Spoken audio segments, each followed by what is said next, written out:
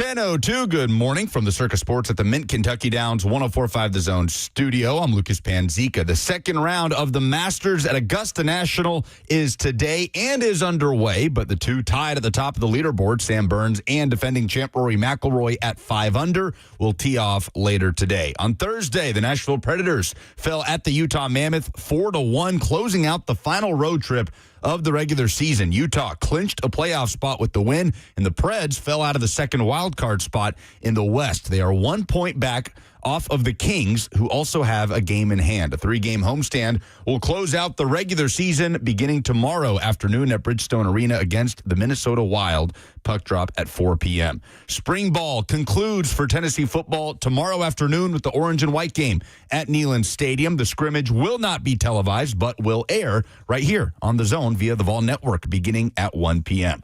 Nashville Soccer Club back into MLS regular season play Saturday at Charlotte FC. It is a top 3 matchup in the East. Nashville at the top of the table in the East. Kickoff tomorrow is at 7:30. Pregame coverage on The Zone begins at 7. For all your foundation repairs and waterproofing needs, visit USSTN.com. Breaking news at once on your home for the Titans and Vols. This is 104.5 The Zone.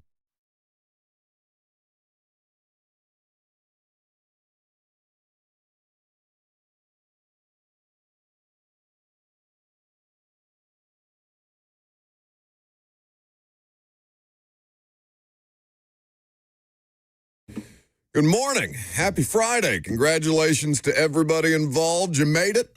We're happy to have you for the next 3 hours, a little less than that. Brett Kern is going to come in studio and give us some golf analysis. He's our regular Masters analyst, and so we'll break it down with Brett here in just a little while. 615-737-1045. That's the number if you would like to participate. Facebook, YouTube, Twitter and Twitch is where the F&M Bank chat exists if you would like to live stream the show. Good morning.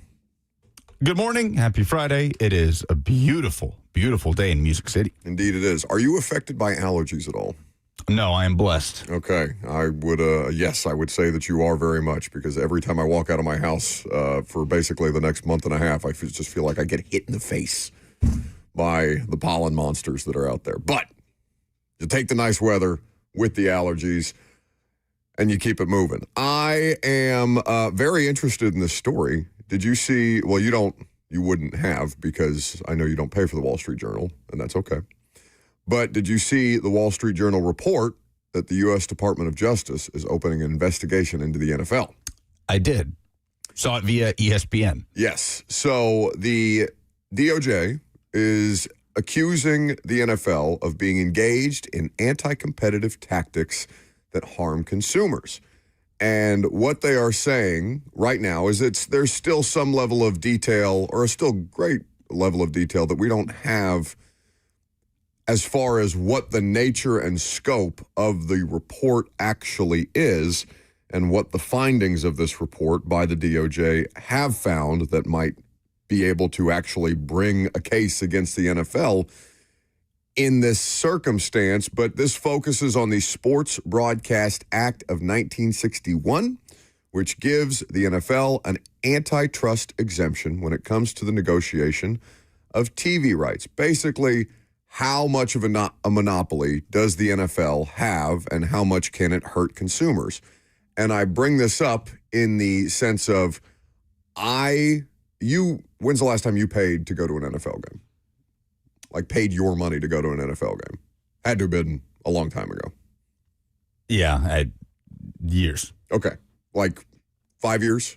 More than 5 years, you would say? Yeah, maybe 2018. Okay.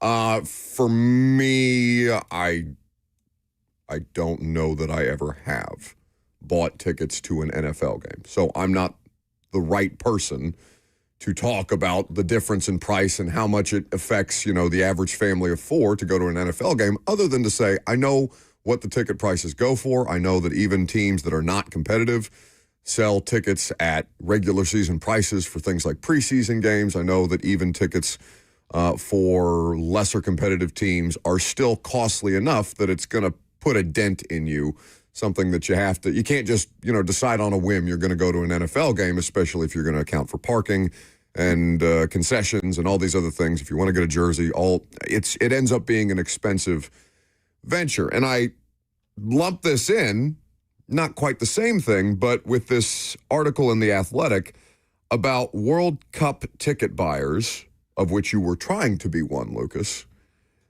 accusing FIFA of misleading them. There's a whole piece in The Athletic talking to a number of different people who tried to get in on the World Cup ticket purchasing round, which was last Wednesday when you guys were at Titan House. Yeah, whenever we were at Titan's house. And so if you could, because we did that live and we were kind of needling you a little bit, and ultimately you didn't get the tickets to the match that you were trying to go to, which is Brazil playing whom in New York? Morocco. And to be fair, when I logged in there, I did not actually go through the process of trying to buy a ticket. I was in the queue. I got through. They gave me my options of games to select from, the tiers that I wanted to buy my tickets in. But my game wasn't even an option because I was trying to buy arguably the most in-demand team to go see at the tournament, which is going to be Brazil at almost every World Cup, on a Saturday in New York against the only team in their group that theoretically will give them trouble in Morocco. That's fine. I didn't even have the opportunity to try and buy them. But did you feel like you were properly informed about the process, about where you would be able to find these tickets? Because we did this on air live with you, and it felt like you were expecting one thing, and you very quickly found out another. It was confusing. The whole deal was confusing, and that's been almost strictly the feedback from fans, it seems, with FIFA in this entire process, that either the entire process in and of itself is confusing, or everything costs an arm and a leg, and it's hard to tell on the more affordable side. I say that more affordable is in its own context, but tickets on the more affordable side, it's hard to know really what you're getting. It's very nebulous.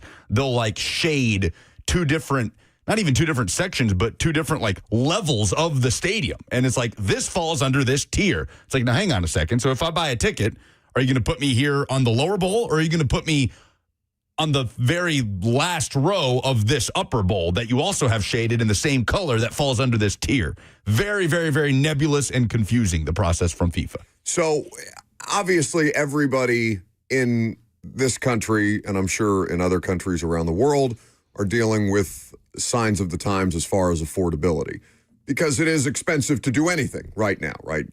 Gas prices are through the roof. I didn't know. I haven't filled up.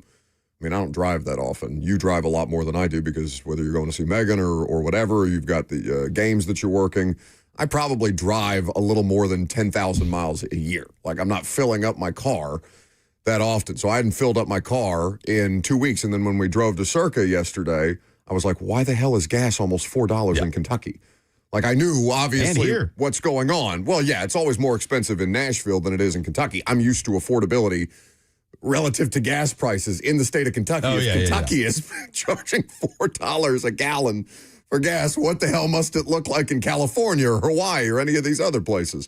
So there is an affordability crisis across the board, whether it be groceries, whether it be gas, whether it be just things that you would do as far as recreation that used to be somewhat affordable that have now become infinitely less affordable.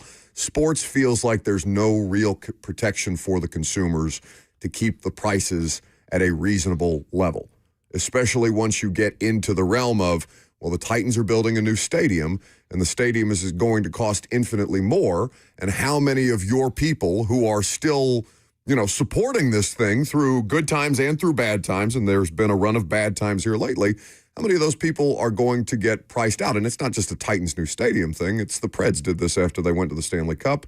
Everything became a lot more expensive, understandably so. That's the right of the franchises if they want to do that. But then they start doing things like CEO night at Bridgestone Arena, and you're looking around being like, who is this for?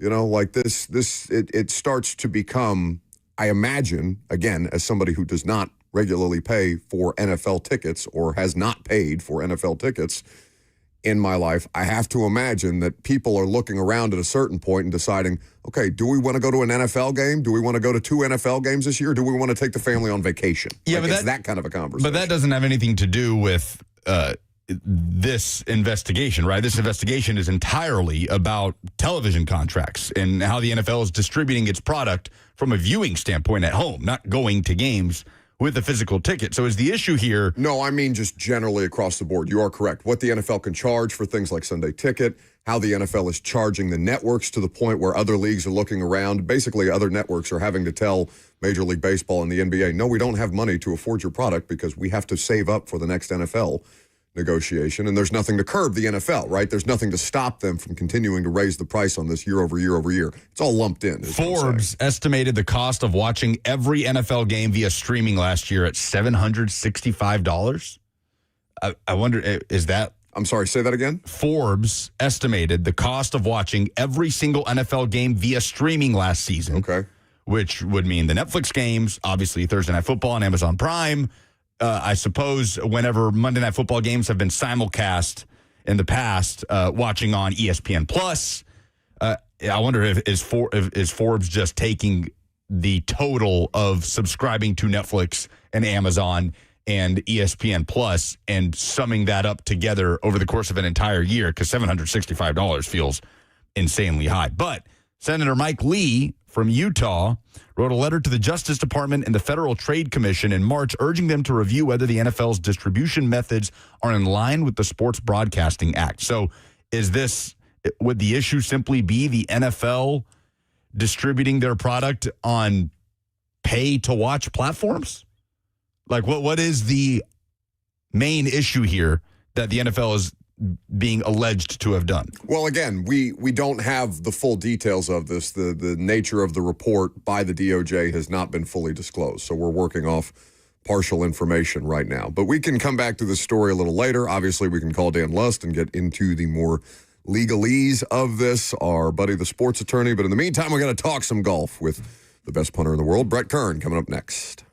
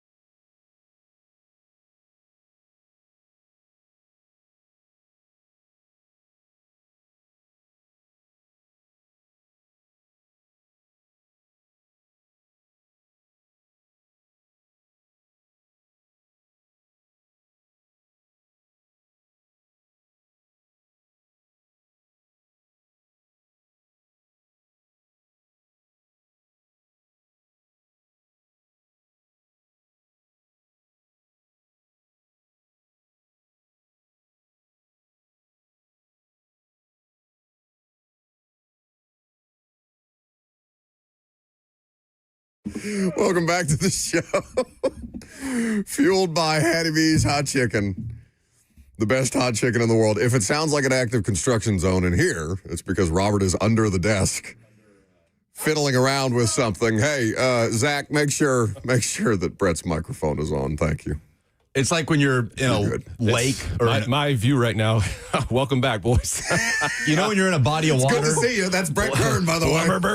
When you're swimming and like something brushes up on your foot, you're like, what was that? Yeah, with you. Well, that's what this feels like. This is...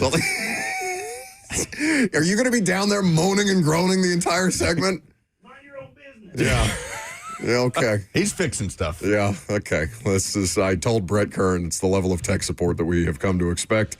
Around here, Robert is working to fix something to do with the phone lines. We do have a fantastic engineering team. They're busy. They're busy. They're watching the Masters. So we are going to attempt to get through Masters analysis with Brett Kern while Robert fixes the phone lines. Hey, I'm glad he gave me all the information needed, just like football. Hey, he did. Yeah, he sent me all the good stuff. Oh, did he? He sent you Masters notes. Yep. Okay. I look forward to hearing Robert Walsh's Masters insights via Brett Kern. Yeah, big Patrick Reed fan. So. Well, and that's the thing. We were joking about Patrick Reed yesterday on the show, and that he seems to be almost unanimously disliked. And you came in here and said, no, everybody needs a villain. Like Everybody Patrick needs Reed. a villain. Nothing wrong with having a little bit of polarization in the field. Yeah, I mean, he wears his attitude on his sleeves, and I know over the past he's been, he hasn't been proven guilty of, but as far as some rulings out on the course, getting drops here and there, I think I'm trying to remember one time it was in a major where he was claiming something was an animal hole which you get relief from. You get a free drop, and it was like, I don't know, but the guy, I mean, he's Captain America when he was on the Ryder Cup, and so I think some guys either they love him or they don't like him at all. But the fact now he's off the Live Tour, and he's doing really, really well over at the DP World Tour over in Europe with a couple wins, and is playing really good golf. And obviously he won here in 2018. And since then, since 2018, he's 7 for 7 with 5 top 12 finishes since then. So he knows how to play this course, knows where to be, knows where to miss it. Incredible short game, incredible putter, which is what you need to get a green jacket.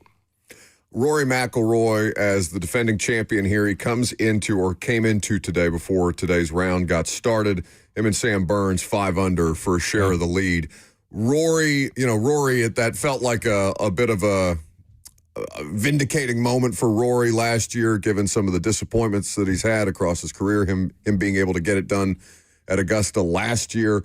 You looked at him this year in the field, and what were your thoughts on his ability to not just compete, but potentially find himself in a favorable spot coming into Sunday's round? Yeah, I mean, obviously last year, him getting that victory, completing the Grand Slam, huge weight lifted off his shoulder, and you could tell, obviously after. Him getting that playoff win against Justin Rose, who's another guy I think this week has had great success, at Augusta, and it wouldn't surprise me if he's, in one of the final pairings come Sunday. But, for Rory to get that weight off of his shoulder, I was curious to see, with the back injury, having to withdraw, on the Florida swing, a couple weeks ago, got through the Players. I think he was like T46. But for him to come here, knowing that he's completed the Grand Slam, he's done everything, and this weight is lifted off his shoulder. It's like, man, better watch out. I think Fred Couples said yesterday after his interview, he said he was talking to his caddy on 12. He said, I don't know Rory's going to win the next, 5 green jackets. Yeah. And the way he's playing, the way he knows this course, can absolutely murder a golf ball, hits it high.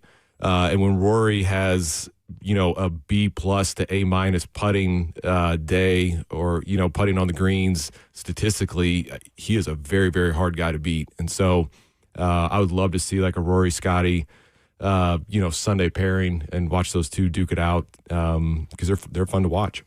Former Titans punter and our Masters analyst, Brett Kern, hanging out in studio. He tees off at 12:44 today, tied atop the leaderboard with Sam Burns at 5 under. Burns tees off in almost exactly an hour from now in Augusta. Anybody, good or bad, that had a surprising day one to you? A little surprised with Bryson DeChambeau. Obviously, was kind of was going just fine. I think he was even, heading into 11. A lot of people that put money on Bryson that were very upset yesterday. Yeah, understandably. But obviously to get that triple on 11, killed any momentum that he had, especially heading into holes that are gettable for him with his length on that back nine. So him, I think Rahm, obviously too, shooting 6 over. A little bit of a surprise, but I think seeing guys, McIlroy doing his thing, Jason Day, he's had a lot of success at the Masters, hasn't won it. No surprise with Patrick Reed, Koepka, he's loves majors, and he's a guy too right now that his putting, I think he's statistically one of the worst on tour, but he's also statistically one of the best iron players, ball striking right now, tee to green, and so to see him, 200 through 5. 200 on the tournament total right now. Wouldn't surprise me to see him, one of those final groupings on Sunday. So obviously you have Scotty.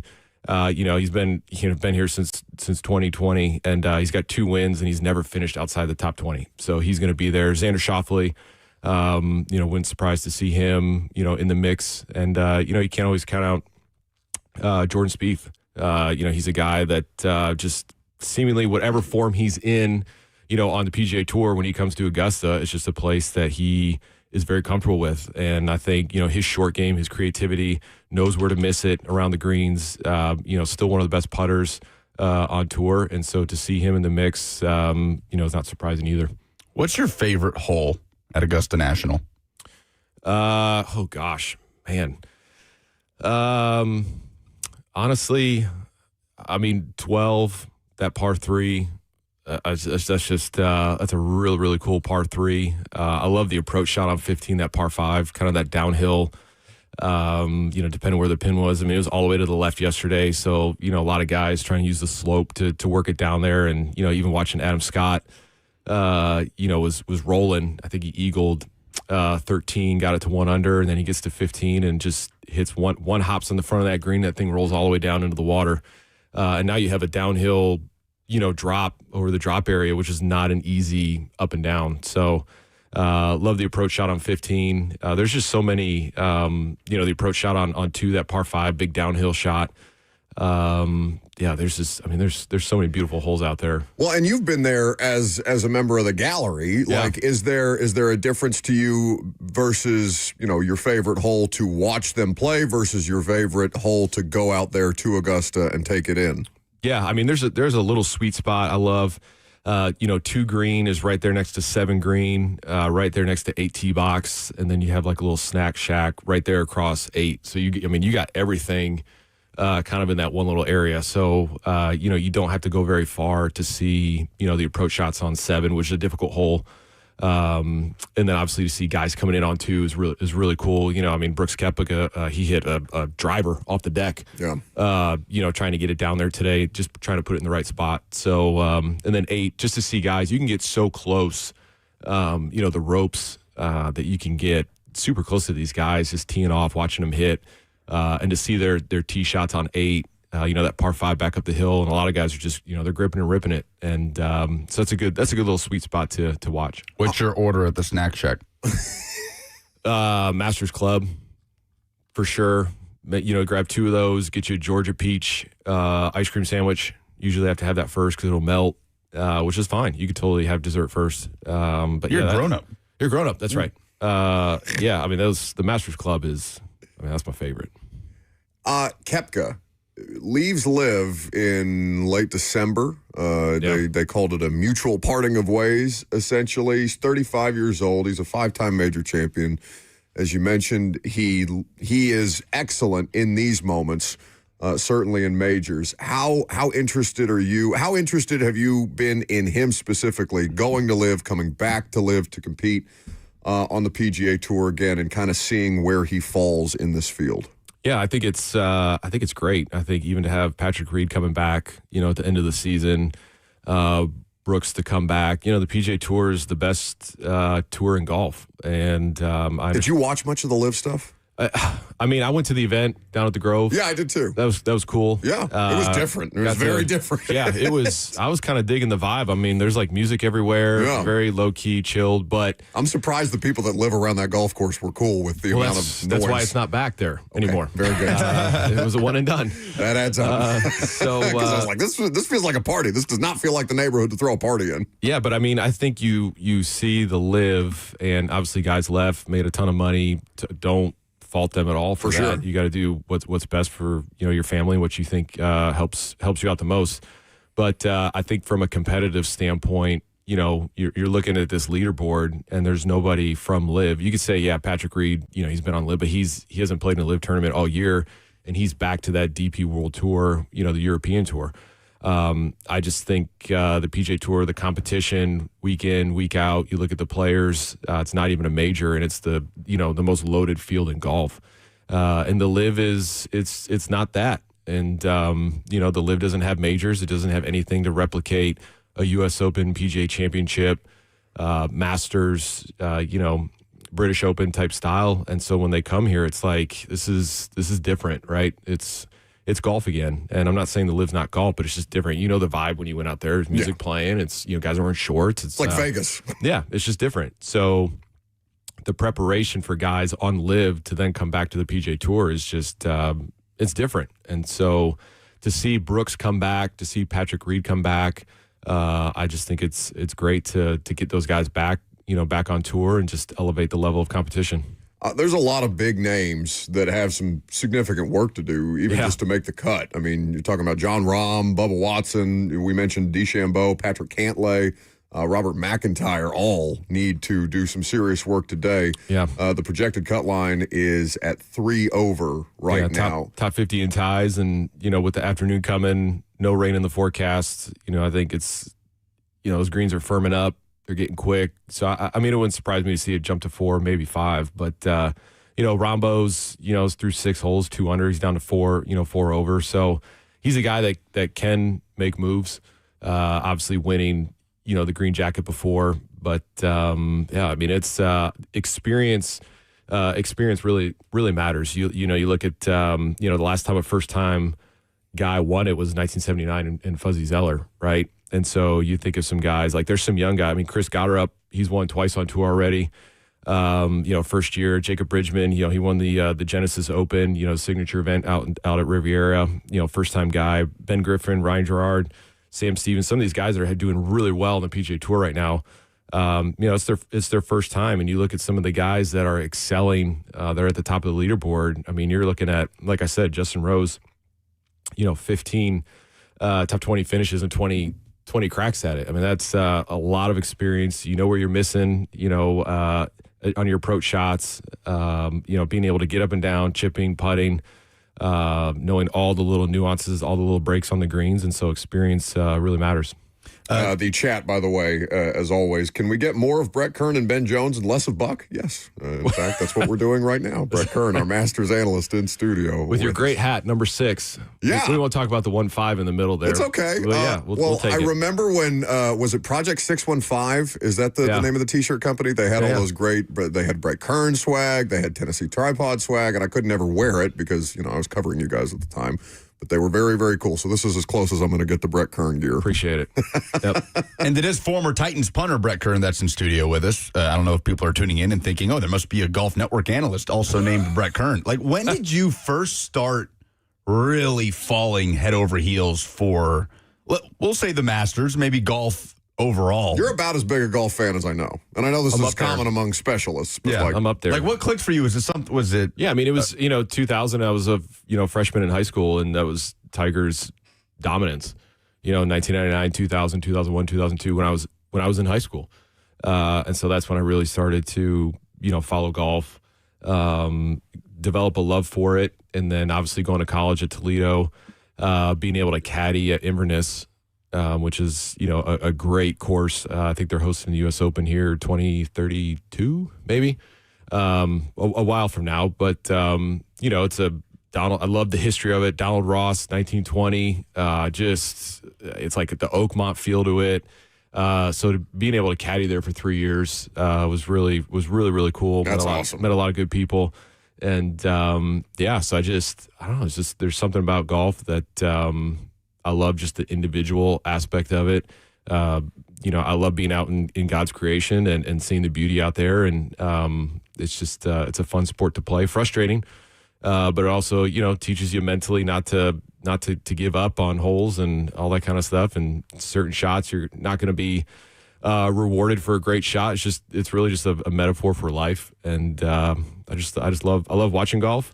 I love playing it. And something like the Masters is something that tradition. I love the tradition of the Masters. I mean, well, on that, just quickly, because ESPN's getting some criticism for what they did with the par 3 coverage with, obviously Bert Kreischer's involved. You got Jason Kelsey involved. Is that something like you are a golf purist, for lack of a better term? Yeah. Do you mind the extra jazz hands around the golf coverage? Yeah, I mean it's a par 3. I mean it's a par 3 contest. Yeah. I mean it's I think there is something sacred about that par 3 contest where, as a participant, you can bring your family out. It's low key. You got little kids hitting shots. Obviously, Aaron Rai. I don't think someone has won the Masters while winning the par 3 contest. So Aaron Rai here sits at T6, 2 under on the tournament through 8 holes today. And, maybe he could be the first one. He's a fairway hitting machine, hits a ton of greens too. So I'd be curious to see where he falls at the end of the day and heading into the weekend. But, yeah, I mean, I don't know. There's just, seeing Kevin Hart out there, Kelsey, it doesn't bother me, but I'm also like, I wonder what the players thought, knowing that is such a sacred time with their families and their kids. So it's about Frankie Fleetwood, damn it. Let's stop making it about Jason Kelsey. There's also, I saw Brian Harmon's son. He made about a 20-foot putt with a 3-wood. And they said, I think he's a righty. The Harmon's kid is, and so obviously Brian Harmon's a lefty, and he popped out Brian Harmon's 3-wood and made a 20-footer like it was nothing. you had the poll, Brett Kern in studio with us, of Fuzzy Zoeller being the last first-timer to win the Masters 1979. How proficient do you think you would be at just naming Masters winners if we just gave you a year?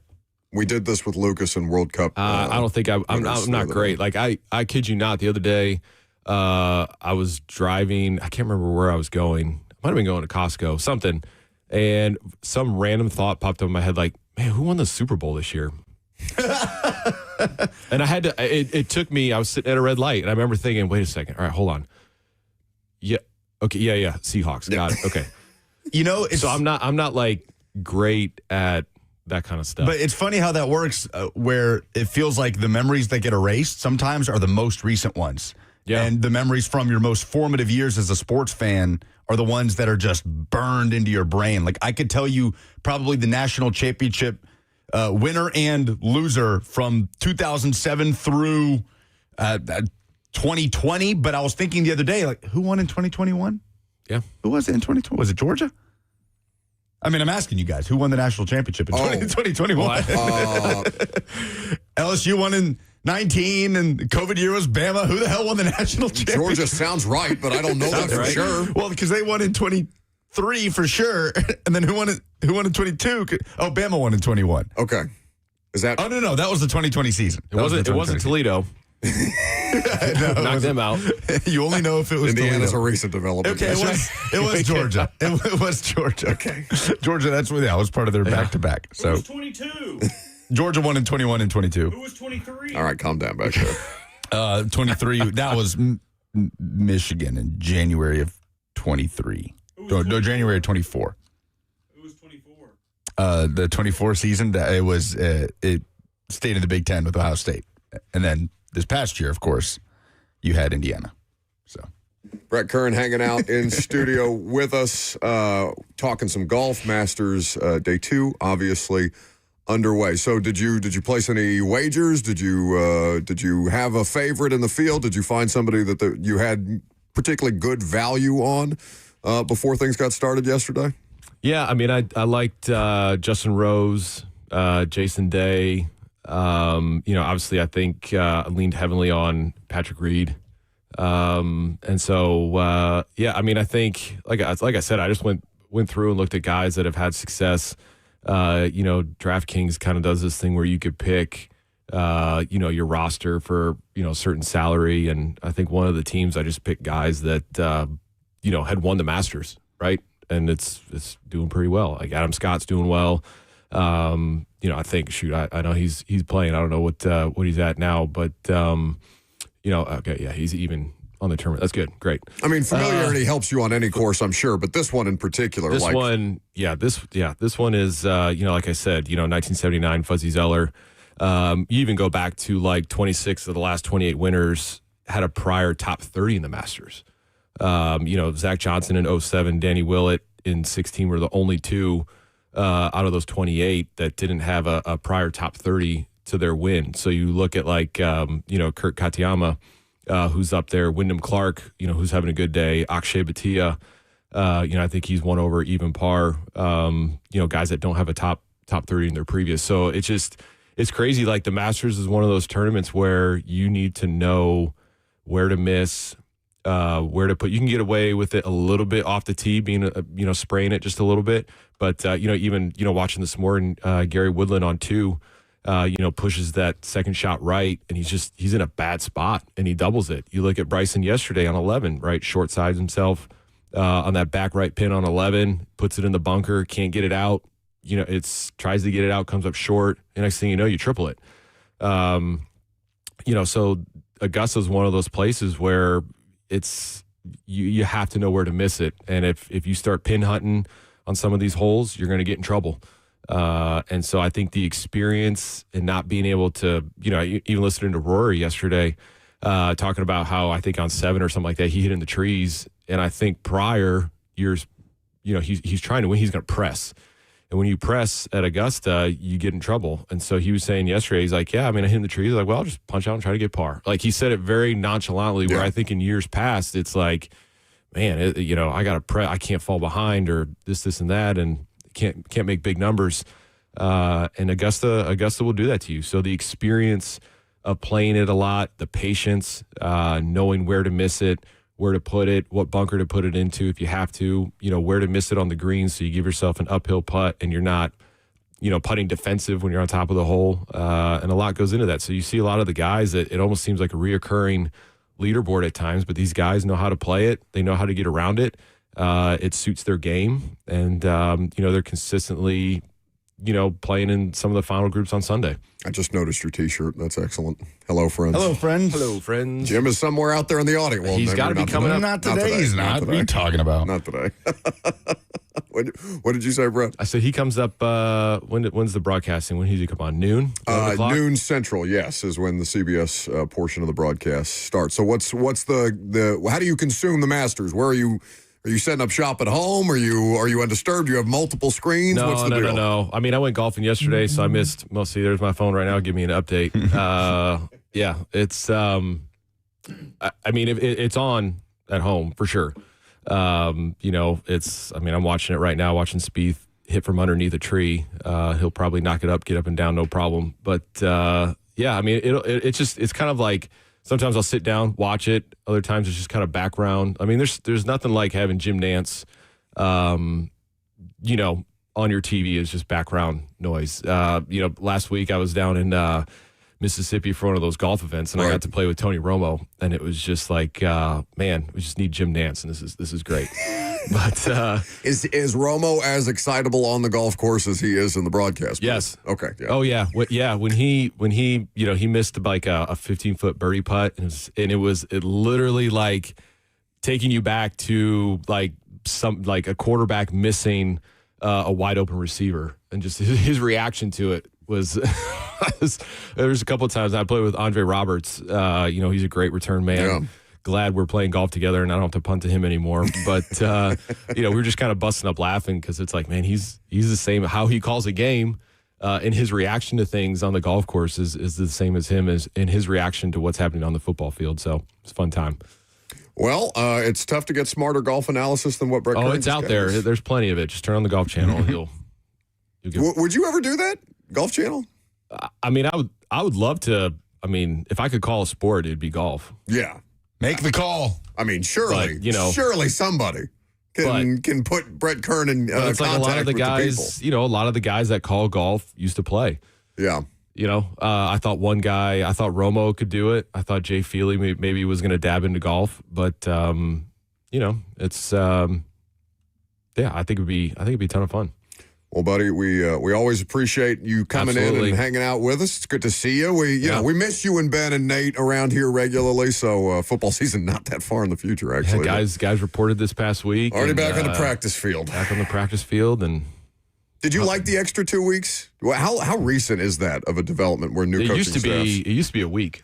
Yeah. Now it's 2 at this point in time. But It's great to see the guys again. It's great to see the guys, hang out with them, and it's good. But I understand too why guys don't show up, because they get a lot more work in probably with their own guy, their own trainer.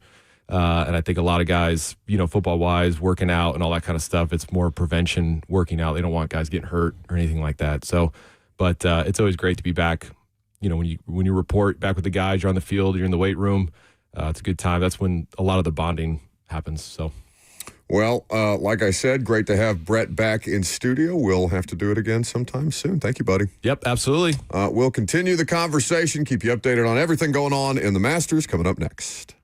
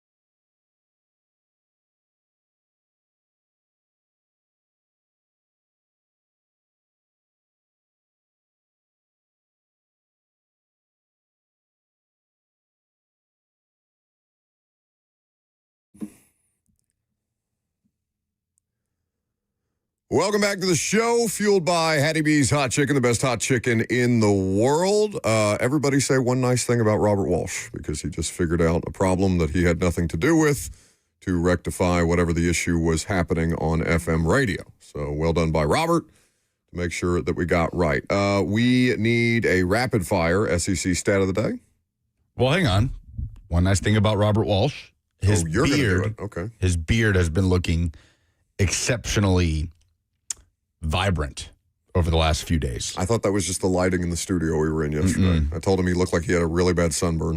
No, it's something Slay also pointed out. And I don't know, maybe it's the little bit of added humidity in the air with the warm weather coming back, but it's just looking Luscious. very luscious as of late. Okay, that's a nice thing. Say a nice thing about the Lady Vols now. Yeah, Kim Caldwell seems to be building back. She has added 2 portal commitments so far with Liberty guard Avery Mills and Northern Arizona guard Naomi White, who was the highest scoring freshman in women's basketball last year at 20.8 points per game. She was the Big Sky Freshman of the Year. The Lady Vols are also hosting multiple Power 4 transfer prospects. This is all from Talia Goodman, who covers women's hoops for On3 Sports. They are hosting Florida's Layla Reynolds, Virginia Tech's Mackenzie Nelson, Georgia's Zen Kraft, and Georgia's Riley Therukoff. I'm probably saying that wrong. Yeah, pretty good attempt there. And all of them productive at different levels for their respective teams last year. And so it will be interesting because the talent profile of the Lady Vols will most certainly go down with the amount of 5 stars they had on the roster last year, 5 stars they had committed and signed, like Olivia Edwards, that will not be a part of the program any longer. But if these players are a better fit for Kim Caldwell and her 5 in, 5 out, up and down the floor system, then we'll see if a bounce back year is in store. The question is just how much of a bounce back would it have to be to ease concerns about the disaster that this past year was for Tennessee women's hoops. All right, very good. That is an SEC stat of the day, an abbreviated SEC stat of the day. We will continue to keep you updated with everything going on in the Masters. We'll talk a little football here in the second hour coming up next.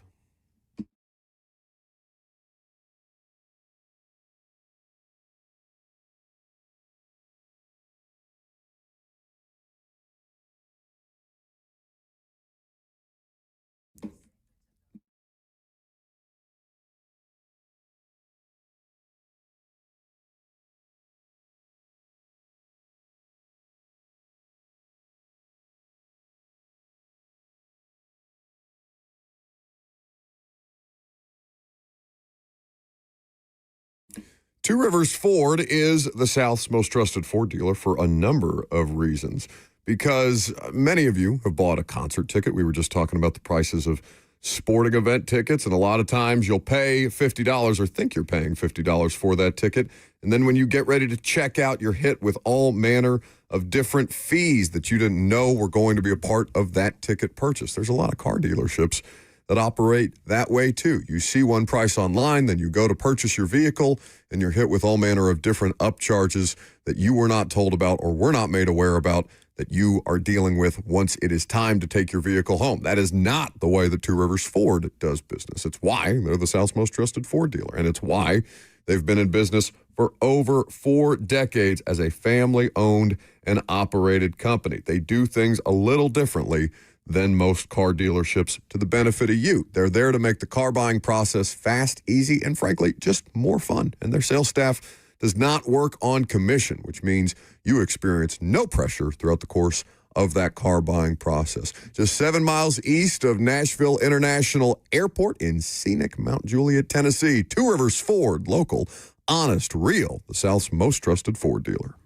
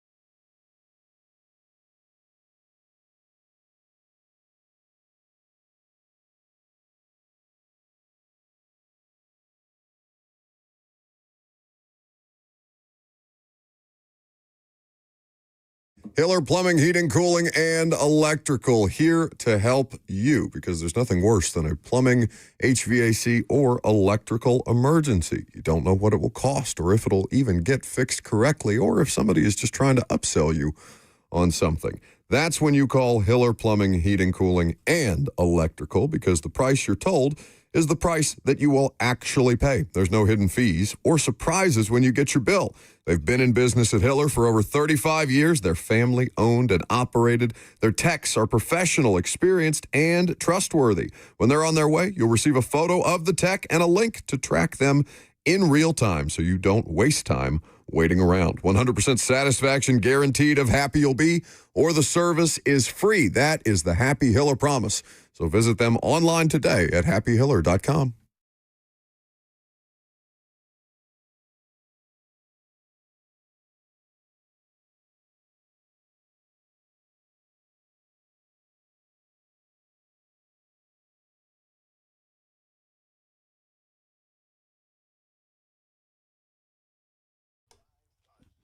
$11:02. Good morning from the Circus Sports at the Mint Kentucky Downs studio. I'm Lucas Panzica. The second round of the Masters at Augusta National is underway. The two atop the leaderboard, Sam Burns and defending champ Rory McIlroy, tied at 5 under, have not yet teed off. Burns coming up at 11:32 a.m. Rory McIlroy teeing off at 12:44. Last night, the Nashville Predators fell at the Utah Mammoth 4-1, closing out the final road trip of the regular season. It clinched a playoff spot for Utah, and the Preds fell out of the second wild card spot in the West with the loss. They are now 1 point back of the Kings, who also have a game in hand. An important 3-game homestand will close out the regular season beginning tomorrow afternoon at Bridgestone Arena. The Preds host John Hines and the Minnesota Wild. Puck drop at 4 p.m. Spring practice concludes for Tennessee football tomorrow afternoon with the orange and white game at Neyland Stadium. The scrimmage will not be televised, but will air right here on The Zone via the Vol Network beginning at 1 o'clock. Nashville Soccer Club is back into MLS regular season play Saturday at Charlotte. It is a top 3 matchup in the East. Nashville at the top of the table. Kickoff tomorrow at 7:30. Pregame coverage on The Zone starts at 7. For all your foundation repairs and waterproofing needs, visit USSTN.com. Breaking news at once on your home for the Titans and Vols. This is 104.5 The Zone. Mark Jones is leaving ESPN.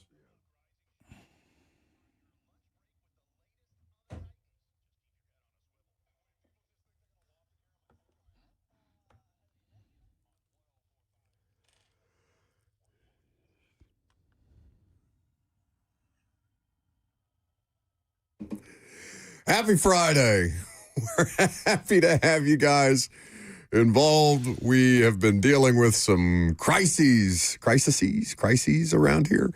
We've got it back up and rolling. I feel like we should just reset the board to 0 and start the show over again. What do you guys think? Just redo the entire first hour? Yeah, bring Brett Kern back in here. Okay, Brett, turn around. No. Brett Kern was good to hang out with us in the first hour. If you missed any of that, it will be available via podcast.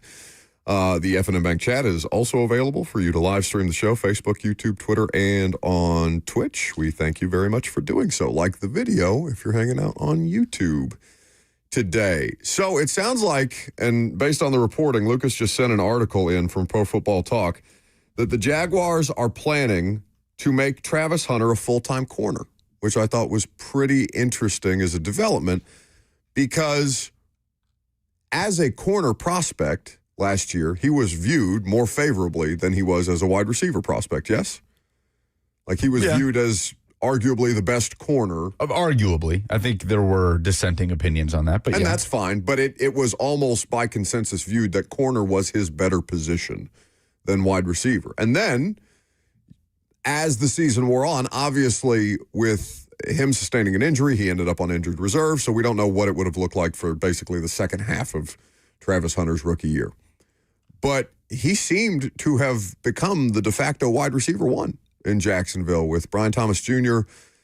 dealing with what would you even call Brian Thomas Jr.'s issues last year, other than, I mean, I hate to work in lack of effort to the analysis without being there specifically, but he just seemed, I don't know, he had alligator arms. He was not a reliable target. He was dropping balls. He didn't feel like he just wasn't a consistent player, and there was some accusations of a lack of effort or interest in going up for tough catches of Brian Thomas Jr., who was a first-round pick. Travis Hunter felt like he was on track to be their top receiver.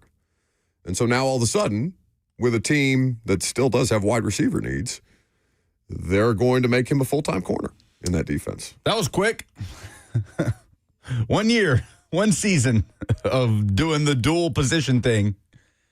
And now he's going to play corner. So the obvious question is, if we were talking about how hindsight can impact going back and evaluating draft prospects and draft picks, with this information, if you were to rewind this time last year, would Travis Hunter still be worth trading up for number 2 overall to select if you knew that after only 1 season, they would shift to just playing cornerback? Yeah, so the reporting comes from Ian Rappaport of the NFL Network. He says that the team is planning for Hunter to be a full-time cornerback and an occasional contributor on offense as a wide receiver. So I guess it's not like they'll still try and gadget some opportunities. But even then, I mean, I feel like we've talked about this with Arvell Reese specifically in this year's draft. He has to have a home. He has to have a starting point for his NFL career. And they almost feel like they did him a disservice out the gate because they're trying to split the reps, maybe not totally even, but it felt like they were almost 50-50 last year for him. Yeah, it's like some games he would play more offense, some games he would play more defense. They were really trying to ride the line and do the NFL version of what Colorado did, which was pretty much not take Travis Hunter off the field at all. But after a year, doesn't this feel like it's trending towards, all right, he's just going to be a corner? Like, I just see the progression. 1 year of trying to play him with a bigger volume of snaps on offense and defense. And then going into year 2, you're saying, okay, he's just going to be a corner. But, we'll have some gadget plays for him on offense. It feels like the natural progression going into year 3 and onward is like, nah, guy's just a cornerback. He's a better prospect, and I would almost still call him a prospect in the NFL, given that he hasn't played a full season yet. He's a significantly better prospect than Adoree Jackson. Is Adoree the last player that we've seen a team try this with? He was a corner. He was a track star at USC.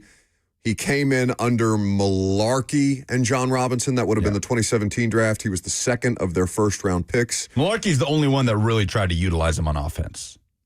Vrabel would not let go of the idea that they were trying to make him into a punt returner until that Jacksonville Thursday night game. Well, that was a huge strength of his coming out of USC. But it never worked in the NFL. Just never happened for him. I remember he had one fantastic return, maybe against Seattle, that got called back due to a hold. But yes, obviously he was unable to hang on to the football at some point. They just had to yank him out of there. But that might be maybe that's just our Titans lens, but I don't remember another player that was even remotely considered for that kind of a dual role, two-way role. And it's not like Adoree was seeing that on a game-by-game basis. It was just on occasion. It was in the middle of the exotic smash mouth. He was the most explosive player on the football team at that point in time, which is saying something about the way that roster was constructed or the way that roster ended up before they tore it down to the studs and then built it back up under John before it was then, ceremoniously lit on fire under John. How many total yards of offense do you think he had in Adoree? his Titans career? Less than 100. I might say less than 70. Yeah, he had 55. He had 5 carries for 55 yards, and they all came in the 2017 season. Were they all in the same game? Because I don't remember. There was one game especially, that I remember he got some run. He only had 1 target and no catches. Okay, so remember, decent return. I mean, 290 punt return yards his rookie year. I don't know. I wonder, do you have how many times he fumbled? Because he had ball security issues as a returner. Yeah, I don't have that. Okay, because I think that might be a little more telling than just the raw numbers there. But the other part of this is, how did Travis Hunter end up on the Jaguars? Do you remember? They traded up with the Browns. Right. They traded up right after. So they traded up to 2 right after Cam Ward was selected by the Titans. Titans fans very upset because all the dialogue on the draft coverage became about Travis Hunter and the Jags and the Browns. On the ESPN draft coverage, it should be said. We We had the NFL Network draft coverage on, but I don't remember it being. I think NFL Network was better about it than ESPN. ESPN just went full on talking about Travis Hunter and, for some reason, Shador after Cam Ward got drafted number 1 overall. For some reason. Are you kidding me? He's the best quarterback in the draft. Just ask Mel Kiper. So now, does James Gladstone, young general manager early in his tenure, he's the GM of the Jags, does he get criticism for trading up significant assets to go get a corner who's, we'll see what happens with Travis Hunter at corner. I don't know. There's nothing to determine how good he will be, what his ceiling is at that position just yet, because we haven't seen him get the full-time opportunity to play corner. But they traded with the Cleveland Browns last year. Cleveland got that 5th pick from Jacksonville. They got a 2nd-round pick, which was 36th overall, so a high 2nd-round pick, a high 4th-round pick in that year's draft, and a 2026 first-round pick from the Jags, who got the number 2 overall pick, a 4th-round pick that year, and a 6th-round pick. I mean, that's a lot to give up for a guy that's just going to play corner and an occasional. It made a lot more sense if you're talking about generational prospect Travis Hunter that's going to play meaningful snaps on both sides of the ball. If you gave up that kind of capital for a guy who's right now just an average corner, James Gladstone under the microscope at all, or is Jacksonville not the kind of place that gets that scrutiny? They just won the AFC South and are trending up. I don't think we're... And not as a result of him necessarily. I mean, Travis Hunter didn't contribute to that down the stretch, right? I mean, he's a part of why they were in that position, I guess, but that's more about the defense and the quarterback play and the run game that they had last year. Yeah, I mean, Travis Hunter, what he does in 2025, or 2026, I should say, will be probably play a big role in how he's talked about in terms of the success of that draft pick. But yeah, I mean, I guess, I don't know that who else from that draft class really helped them last year. Let's see. They didn't have a 2nd-round pick. Their 3rd rounder was Caleb Ransaw, corner out of Tulane. Drafted a guard and Wyatt Milam out of West Virginia in the 3rd. Bashal Tutin was a decent player as a rookie running back, 4th-round pick out of Virginia Tech. Jack Kaiser, linebacker out of Notre Dame. So, yeah, I mean, I guess they didn't get a ton from their rookie draft class, but I don't think they're ringing alarm bells on James Gladstone right now. Vibes feel like they're still pretty good in Jacksonville. 615-737-1045 is the number. We'll continue talking about the latest in the NFL. There's 10 teams that got on the practice field this week. Titans have not had an open media availability, but there is a discussion to be had about the most polarizing players heading into this upcoming season. So we'll talk about that coming up next.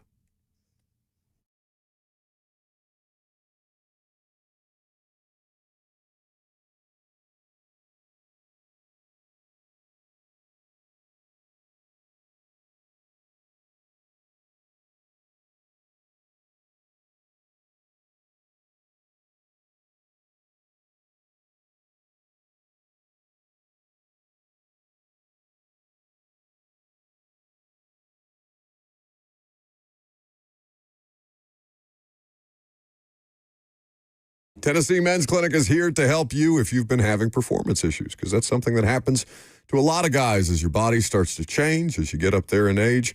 You understand that things don't work quite the same way as they used to. But the Tennessee Men's Clinic is here to help you make sure that those things aren't inevitable. And the good news is they've been helping guys figure out problems like these since 2014. Thousands of men have gotten back to feeling like themselves, courtesy of the Tennessee Men's Clinic. These aren't cookie-cutter treatments that they offer. It's a urology-based practice and staffed with multiple licensed providers who specialize in men's sexual health. They use proven treatments tailored to your specific situation. No one size fits all. If you felt the sting of performance issues recently, get to the Tennessee Men's Clinic. Their initial appointment is only $99 and includes a full medical consultation, blood work, and if medically advised, a test dose right there in the office. The number, 615-208-9090. That's 615-208-9090, or book easily online at TennesseeMen'sClinic.com.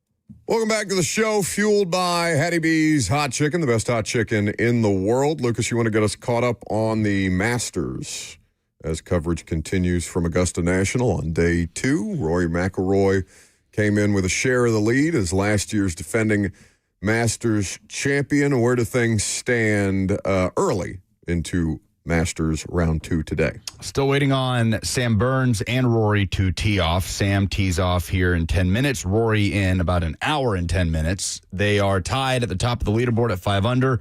But I think the story of the day so far is Wyndham Clark, who has just surged up to essentially third or second, however you want to look at it, behind the two, tied at the top of the leaderboard. He is 4 under. He is 4 under on the day through 16.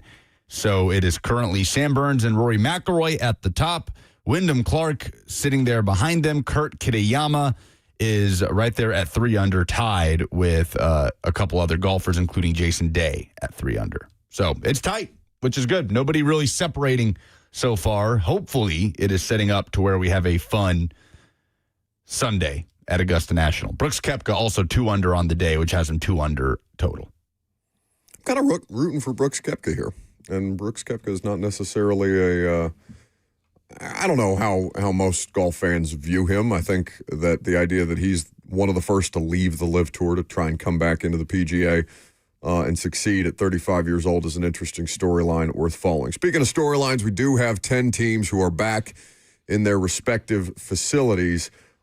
Understanding that Atlanta is one of these teams, Tennessee obviously another. I'm sure Titans fans have been tantalized with the short form videos that the team is pumping out from their social media accounts. One such video shows a very, very short pass from Cam Ward to Wan'Dale Robinson, notable, if for no other reason, that Cam Ward is throwing at the Titans practice facility as a part of his recovery process. Yeah, and let me say it was a perfect delivery. Yeah, you gonna be one of those? Picturesque. We do have a segment in here at noon after Robert's experience online with a segment of the Titans fan base about why Titans fans are hypersensitive around Cam, but we'll save that for the noon hour. By the way, to close out the Masters update, the projected cut right now is 4 over, which is right where Jackson Harrington resides, the Tennessee sophomore, Dixon County native. I think, if I'm not mistaken, the only hyper-local to us golfer out there at Augusta National, an amateur. He is sitting right there at 4 over. So 1 stroke back of what right now is the projected cut. So it'd be cool to see Jackson Harrington get to continue playing through the weekend. So just a whip around. It's not a headline segment proper, but just for some of the teams that are back on the football field. Atlanta, one of the teams that has a new head coach, so they obviously got started earlier this week as well. The biggest headline out of that is James Pierce, who's obviously not at these workouts. Former Tennessee Volunteer player.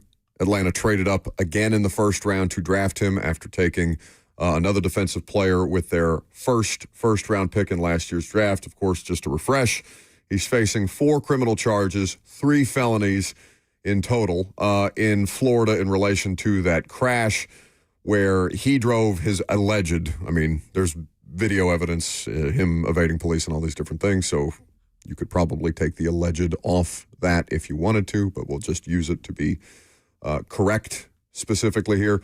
He allegedly crashed his vehicle into his girlfriend's car. His girlfriend at the time, of course, Rakea Jackson, former Lady Vols, who is now his ex-girlfriend. He's not at the workouts. The Falcons have not commented on that situation. I'm assuming he's not going to play football this year. Again, we'll let the legal situation play out, but I would be stunned if that player was on the field this year. Unfortunately, I feel like we've seen NFL players overcome similar and maybe even worse legal situations and continue playing on. So, Greg Hardy always comes to my mind. For sure. Rashee Rice's situation was ugly. Tyreek He's Hill. in multiple situations. Tyreek Hill, objectively bad person. Yeah, so unfortunately, Kareem Hunt made his way back into the league after his situation. So we'll see. He has a trial hearing scheduled for May 4th coming up in Miami-Dade County. The other notable headline for a team with a new coach is Kirk Cousins was made available to the Las Vegas media. He obviously signed with the Raiders. Raiders own the number 1 overall draft pick. Fernando Mendoza, they have said multiple times over that they haven't commented specifically on Mendoza, even though, like the Titans last year, everybody understands or assumes that they are going to take Mendoza. But Tom Brady at every turn and Clint Kubiak at every turn have said that they don't want to start a player before he's ready. And nobody would have better up-close and personal experience with that than Tom Brady. In fact, Tom Brady gave the quote to say that if he was drafted in the first round, he wouldn't have made it in the league, which is kind of crazy thing to think about, but he may be right. I mean, with the percentages being the way that they are for especially quarterbacks drafted in just the first round, not even number 1 overall, the way that they very often don't even make a postseason with the team that drafted them. Not to say that they don't ever make a postseason, but you get into a lot of these Sam Darnold, Baker Mayfield, all these different quarterback rehabilitation stories that we talked about. Daniel Jones didn't make the postseason in Indy, but obviously got them off to the 8-2 start before they sustained injuries all over the place, including significant injuries to him.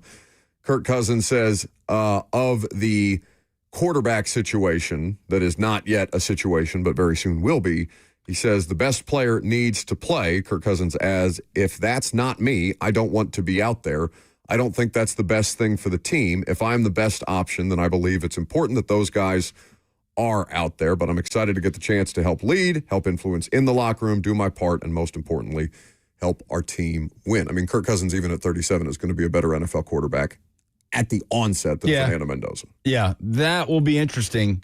I am happy for Kirk Cousins perpetually because of the amount of money this man has just collected throughout his career. Mercenary. Yeah, but he seems to actually know his situation. And there is a security there for Kirk, a bit of closure, so to speak, where he knows, there's a possibility that they draft a guy number 1 overall.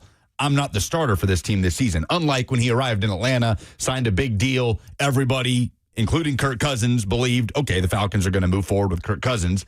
And then they kind of pulled the rug out from under him by drafting a quarterback in the top 10, which he since said was, kind of out of nowhere, like it was for a lot of us. So it seems like he is in a better situation where he at least is embracing the reality of the situation that he could very well be a highly paid backup in Vegas. I mean, do we think Kirk Cousins starts week 1 for the Raiders? Yes. Like if we have to say right now? Hell yes.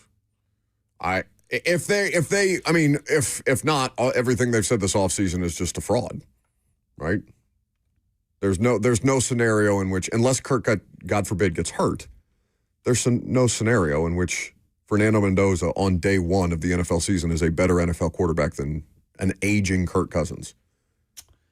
No, but I don't think he would be the first rookie number 1 overall pick that's not ready to start in an NFL game. Starting in an NFL game. No, I would have advocated for them to sign a more meaningful backup situation here. Who's the Bears' backup in Caleb Williams' rookie year? Was it the Bagent? Was it Tyson Bagent? Tyson Bagent. Does that sound right? I think it was. Okay. Caleb, he didn't get traded anywhere, right? He's still there, as far as I know. He got a big deal, to stay as the backup. The Falcons are paying Kirk $8.7 million in 2026. The Raiders are paying him another $1.3 million. So he signed that deal, and it looks like a big number. It looks like starting quarterback number. But in reality, the salary, what he is making in 2026 is that of an extremely highly paid backup, as opposed to a starter caliber salary, which was the case in Atlanta, despite being the backup.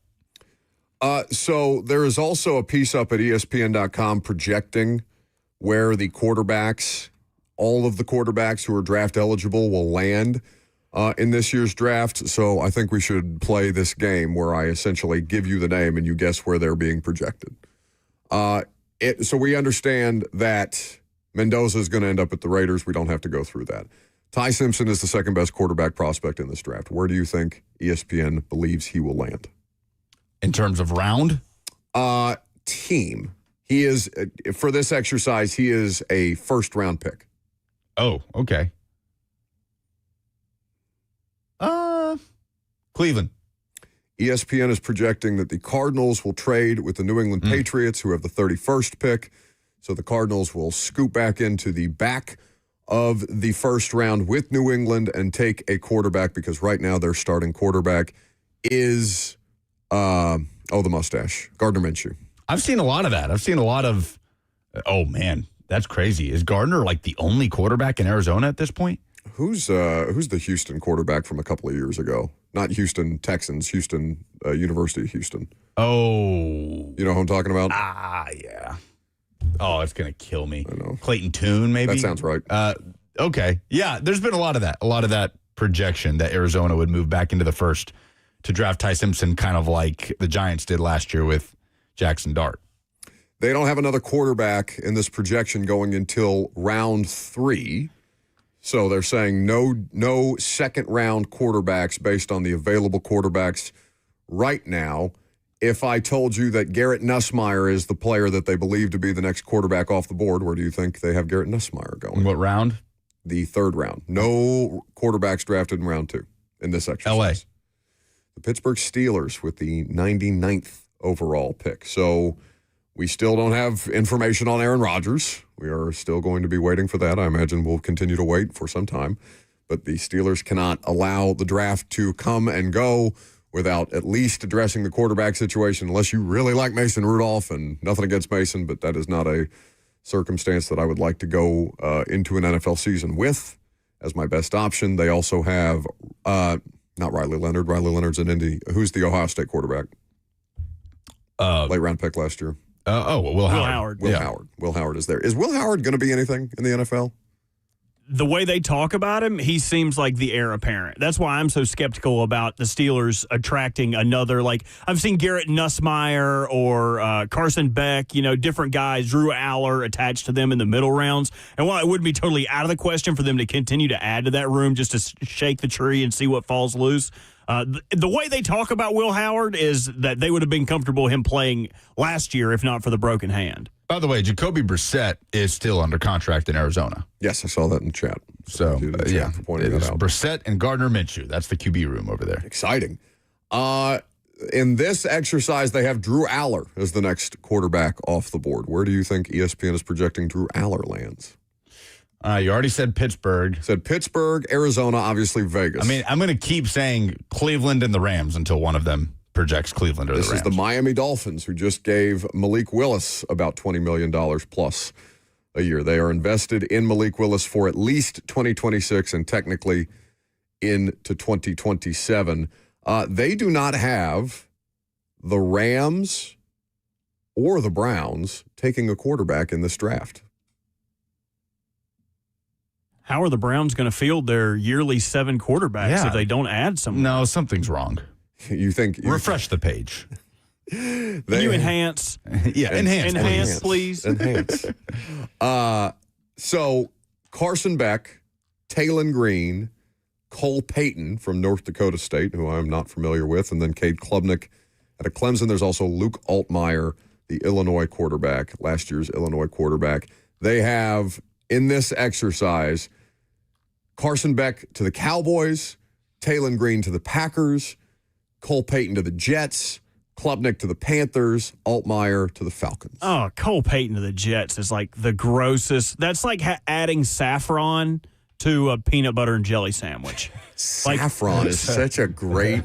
Is that a spice? I think it's the most expensive spice in the world. Is it really? I believe so, but I would defer to Lucas on that. Cole Payton at North Dakota State, just an athlete. He was not naturally a quarterback. I believe he was a running back when he started with them. Ended up moving to quarterback, did a lot of option stuff, helped in the run game, multiple quarterback. Just doesn't have a lot of experience playing the quarterback position, but natural athlete would be a lot of fun in an offense that is just like smart. Like when I'm thinking about how you would use him, like not a 1-for-1 Taysom Hill, but like in the way that they got him the ball, like interesting ways to get him involved. That's kind of how I look at Cole Payton. Going to the Jets would just be smothering him with mediocrity. I would hate that. You are correct, by the way. That saffron is the most expensive spice in the world? Yes. How much per ounce or per gram, maybe? I think it's per gram.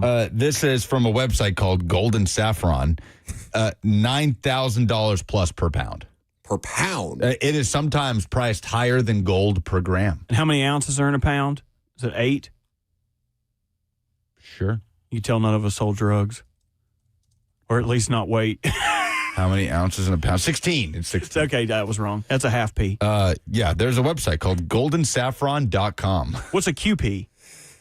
The 10 most expensive spices in the world. Vanilla is one of them. I mean, how could we tell on ourselves more? Black pepper is one of them. Really? What? Yeah, apparently. Top 10. These damn tariffs. Are we still doing tariffs? Or Turmeric. Is that done away? Nutmeg, cinnamon. I'm surprised. Is truffles not considered? That's not a spice. I don't think it's a spice. Vanilla is apparently, according to this website, the second most expensive spice on the planet. How could that be? Well, probably natural vanilla. Yeah. Like all the vanilla that you see is vanilla extract, where the Yeah. vanilla is soaked in alcohol. The vanilla orchid grows only in specific tropical regions, and it blooms only once a year for only 24 hours. Oh, there you It's go. a tight window. What was the flower? Did you guys watch the Dennis the Menace movie? Nope. And if you remember his. Is that not? Is Walter Matthau in that from Grumpy Old Men? Yes. Yeah. And he is I just. saw it, but 100 years ago. It is such a good, just a fun little background movie. But if you're unfamiliar, he has a flower that only blooms once in its lifetime. And when it blooms, and then the flower fades away. And he brings all of the neighborhood, all his friends, has a big party for it. And Dennis ruins, he takes everyone's attention away at the moment the flower blooms, and then it wilts before anyone's able to really engage in its beauty. My neighbor had one of these flowers, and we got invited to go watch it, and it was incredible. Yeah. When I was a little kid, yeah. And you didn't Dennis the Menace that situation? Dad, you seemed like a Dennis the Menace. My dad would have jerked a knot in my ass so quick it wouldn't have mattered. He would have slammed. Like, you remember, in Avengers, Hulk grabs Loki by the ankle and wham, wham, wham, wham. That's how my dad would have done me if I would have ruined that. He would have beaten that flower's corpse with my body. Where is cardamom anywhere on the most expensive spices list? Yes, it is number 3 behind vanilla. Is it? No, that can't be. Too many people put cardamom in their coffee for that to be expensive. I don't even know what that is. It's very good. All right. What do we have to give away? Riley Green tickets. I was like, dang, didn't I look this up? It's almost like so much has happened today. I haven't even been present in the show. Well, I don't think that's your fault. We're working on it. You did a great job, buddy. Riley Green, when and where? Well, we're working on that. It'll be somewhere in nearby in the local populace if you'll just talk amongst yourselves and why. You talked about Drew Aller earlier.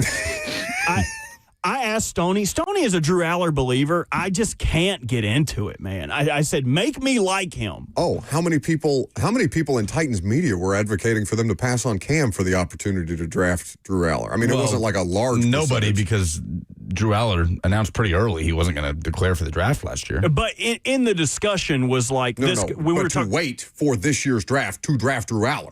Oh, I see. When we were talking about how weak last year's class was. I see what Oh, you're but saying. this year's class Yeah, will yeah, be so much yeah. better. Oh, Yeah, I think there was an assumption that Arch would be coming out. That everybody just ignored Archie, saying, no, he's going to sit there and he's going to get his degree and all these things.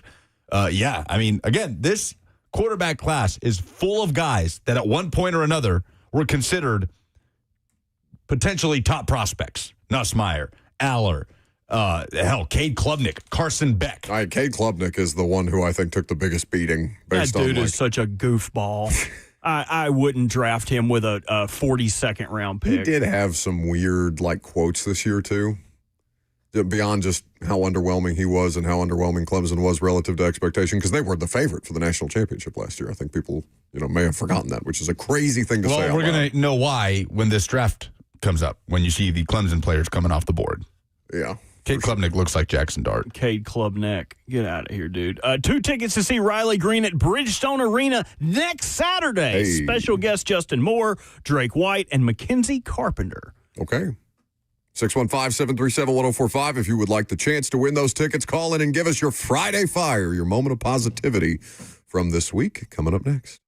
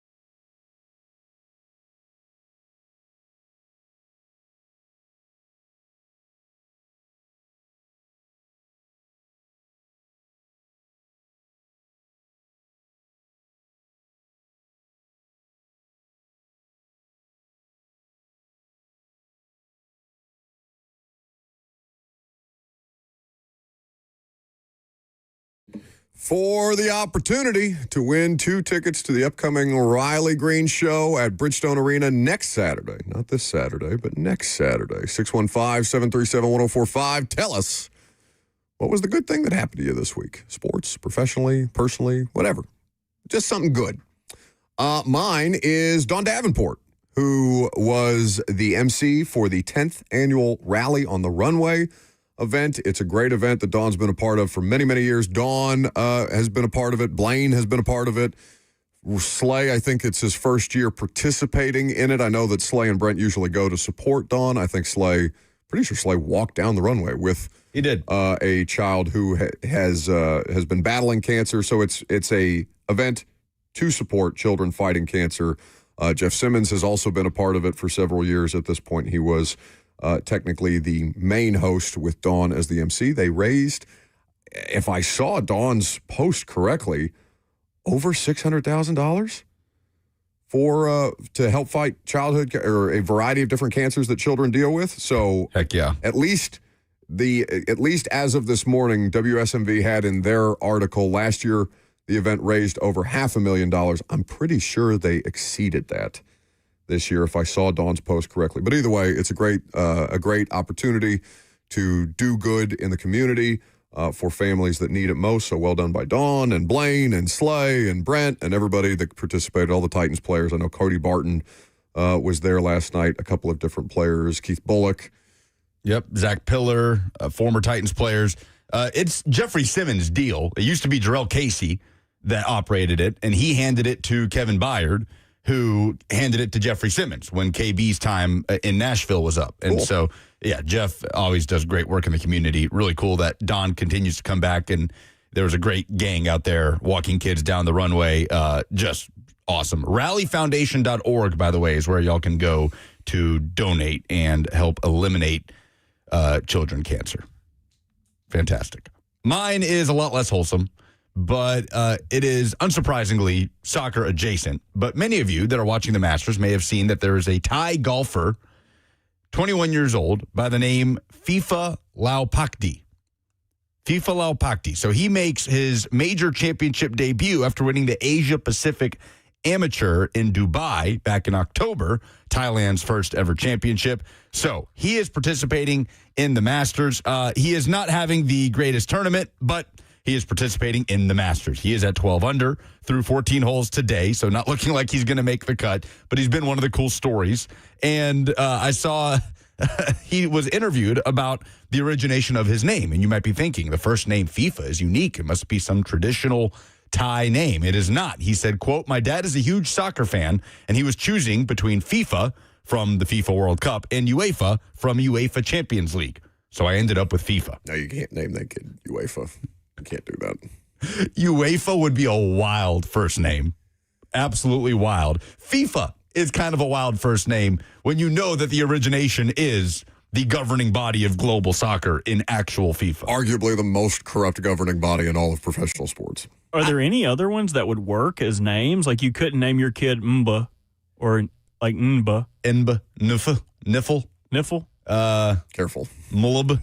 Yeah. Affle? I don't think there's any other sports league that works that you could do that with. FIFA's as close as you're going to get, right? FIFA sounds like a dog name, though. FIFA would be a good dog name. Hey, FIFA! Little Fifi! Little Fifi! It is pretty funny to not one of the, but the most corrupt governing body in the history of global sports, I would say. Yes. The next cat I get, I think I've been thinking about this for a long time. Why? You killing off Stoney in Paris? No, just like I just love. You're going to be devastated when they go. Oh, I will not be. Like it would probably go like mom and dad, cats. Maybe like mom and dad, Lamar like Jackson. passing? Yes, Lamar cats. Jackson. Little FIFA. Oh, but I didn't even tell you the name. Lincoln. Stinking Lincoln. Wouldn't Lincoln be a great little cat name? Like, oh, look at this little posh boy. Look at this little boy. I recently met a Doberman named Lincoln. I think if Dogs can't have proper names. Big boy. feels like it works better for a dog. No, not stinking Lincoln. Don't talk about my boy like that. No stinking Lincoln. Well, dogs actually smell. If you're talking about stinking Lincoln. Yeah, but I call Donnie my little dinky boy. See, I'd have Dinky Donnie and Stinking Lincoln. Speaking of names, my Friday Fire goes out to my best friend Trevor. Him and his fiancee Emily, they got to the hospital. She is being induced, and they are going to have their first baby. They're going to have their baby girl sometime this week. So I'm excited for them, excited for my buddy. Nice. I don't know. I kind of look at kids like boats. Like, I don't really want Terrible return on investment. I don't really want a kid, but like I love when my friends have kids. Like I love buying my friends' kids like birthday presents and Christmas presents and like, oh, what do they like? Like my buddy's got a kid who loves Pokemon. Like infatuated with it. So every year I just go above and beyond. One year I got him like a giant Pokemon Squishmallow. He sleeps with it every night. I just love doing stuff for other people's kids. What sports governing body will they name the child after? You think? Oh, that's a good question. He's a former wrestler, correct? He is. Your buddy? He's still a wrestler. Yeah, still a wrestler. Still a professional wrestler, so can name him Wee.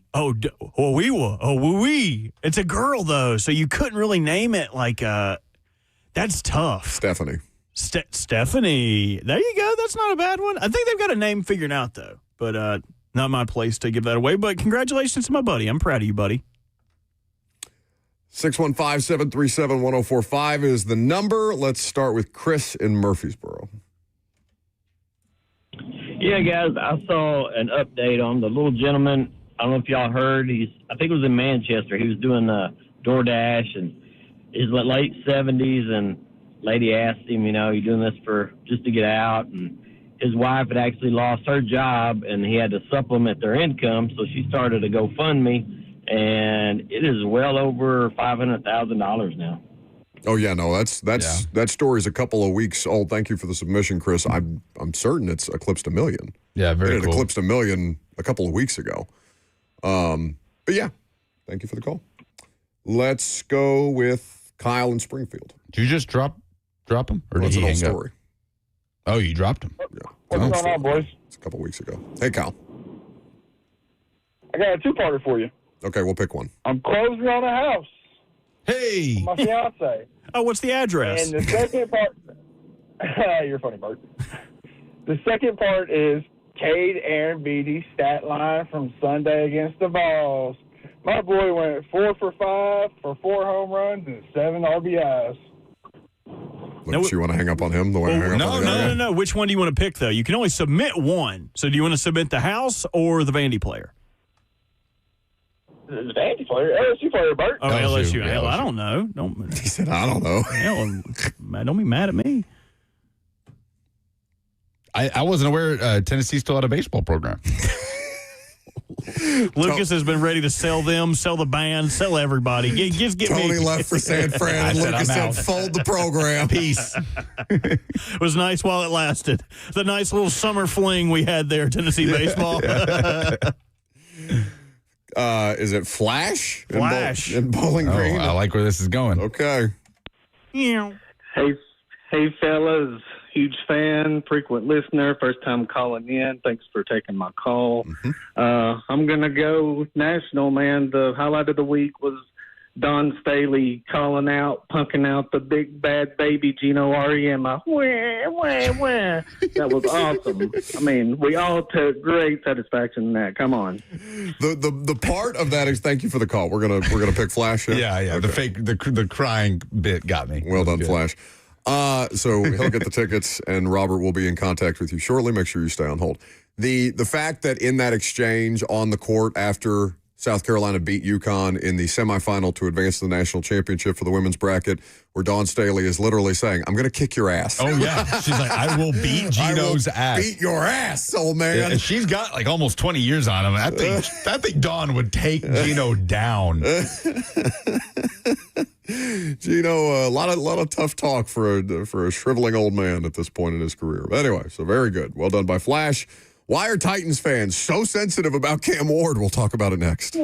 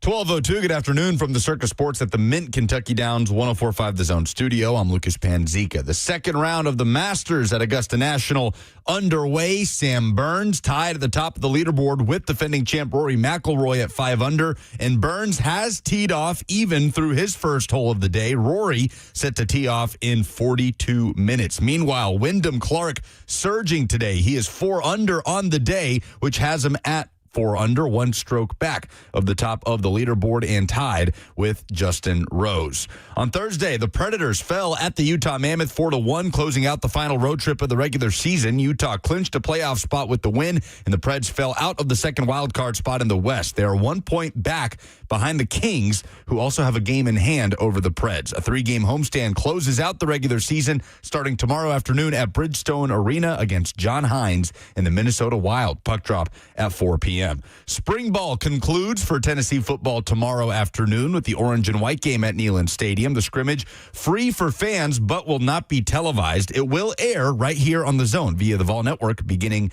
at 1 p.m. Nashville Soccer Club is back into MLS regular season action Saturday night at Charlotte FC. It is a top 3 matchup in the Eastern Conference. Nashville at the top of the Eastern Conference table. Kickoff from Bank of America Stadium is at 7:30. Pregame coverage on the Zone starts at 7. For all your foundation repairs and waterproofing needs, visit USSTN.com. Breaking news at once on your home for the Titans and Vols. This is 104.5 The Zone.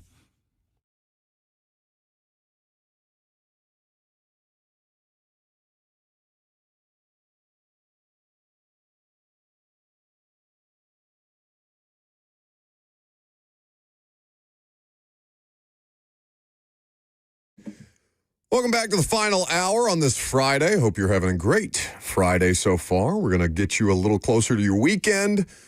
Less than one more hour with us. But, of course, you got Blaine and Zach. You got 3HL on after that. I'm sure 3HL will have a lot of good things to say, and Blaine, about their experience last night with the Rally on the Runway event. Very cool. Oh, speaking of cool things, I meant to text the two of you about this last night.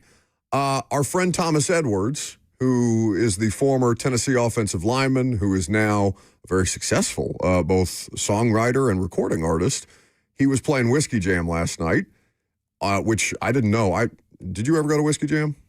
That doesn't seem like you're... Never been. It used to be in Midtown, and when it was at Losers, it was a really cool event. Now they put it on Broadway. It's at Whiskey Row. It's not quite as... I wouldn't say it was as enjoyable as I remember it being. But anyway, it's cool to see Thomas up there doing his thing. He crushed it. But the act before Thomas got on the stage had a number of different band members. The lead singer was a guy, but he was introducing his bandmates on his final song. You want to take a guess on who was playing bass for this band at Whiskey Jam last night? Oh, is it our guy Joel? No, it was Audrey Ryan, Mickey Ryan's daughter. Oh, hell yeah. That's awesome. I looked up, and they were introducing the band members, and it's like, wait, she looks like an adult now, so I'm like, that's not Audrey. Are you kidding me? Like, her and Rabble, I think of them as small children. I shouldn't, because they're obviously, growing up as people do. But I was like beside myself. 3 tequila sodas in. I'm like, wait a minute. I did the Leo DiCaprio meme. I was pointing at the stage, being like, I know her. I know her dad. And then I had to shut up because I was embarrassing her. Was Mickey there? No, I called him. He's probably mad at me. I called him at 9:30 at night. I'm sure he's well in bed by then. Imagine Mickey in a sleep cap and the pajamas in bed at 9:30 at night. You know what I'm saying? Yeah. I saw him. It's been a few months at this point, but I saw him at the Battle of the Boulevard when Lipscomb because he works at Lipscomb now. When Lipscomb and Belmont were playing. And he was telling me about everything she's doing. She's a damn rock star. She's kicking ass. Yeah. She's a rock star. Following in Dad's footsteps. Pretty cool. So that should have been my Friday fire. I didn't even think about that. But Rally on the Runway. It's a good one. Pretty good. Yeah, for sure. For sure. But it was very fun to see, because we talked about going to see Audrey play at some point. And just haven't been able to make it happen. And so it was a little serendipity there last night. So well done by Audrey. She's killing it. Anyway, we are going to get into a conversation about Cam Ward and Titans fans, because Robert had an experience with Titans fans that I don't think he was expecting earlier this week. And he asked me a question about Titans fans and their relationship with their current quarterback. We'll get to that here in just a second.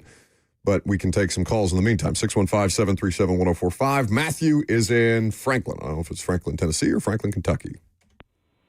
It would be Tennessee, my friend. Thank you. Mm-hmm. Hey, I missed Friday Fire, but I just got out of treatment yesterday. I had this condition where when I'm eating dinner out in public and people use like their fingers to eat French fries or buffalo wings, and they diagnosed me with BAS, Buck Arrogance Syndrome. And there's not really a cure. You just got to try to go through life and live with it. Yeah. Y'all have a good weekend. Thank you for the call. Stay strong, Matthew. All right. Well done by Matthew. I'm glad he's on the road to recovery. So, Robert, you asked me a question about Titans fans and Cam Ward this week. So set the scene for the audience. What was the nature of your question, and why did this question come about? Okay, so the question was, why are Titans fans so defensive or come to the aid, or I think the way I would put it is babysitting. Why do they feel the need to babysit Cam Ward in the discussion of what's being done around him? We need to help him. We need to help him with premium picks. And while I don't think that's a foreign idea, I do think that they're making a lot of excuses to why they're worried about why Cam Ward needs to have things around him. The fan bases. Yes, and I wonder why they're so defensive.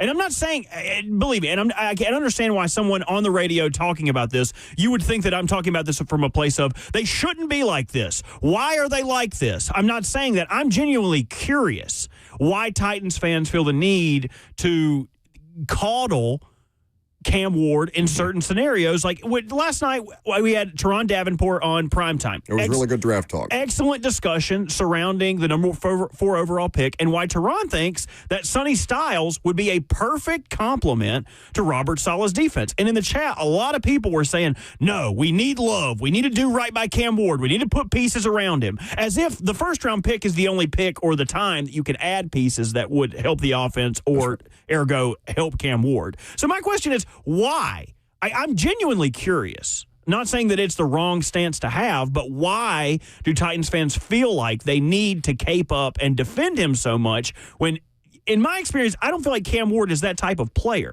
But I'm curious as to what you guys think. Well, I have thoughts on this, obviously, as somebody who has had criticisms of Cam and was met with an overwhelming amount of reaction from a hypersensitive portion of the Titans fan population about Cam, but I would defer to the only Titans fan in the room. Why do you think your fan base is so sensitive about the quarterback? I don't think it's a unique thing, I guess. Like, I think if you go on any, if any media personality anywhere goes on a rant about insert starting quarterback here, Lamar Jackson, I think Ravens fans will be on social media in spades defending Lamar Jackson. But that's not what this is. No one's asking. No, we're not attacking Cam Ward. We're just simply saying that the 4th overall pick could go to defense, and people are saying, no, Cam needs that pick.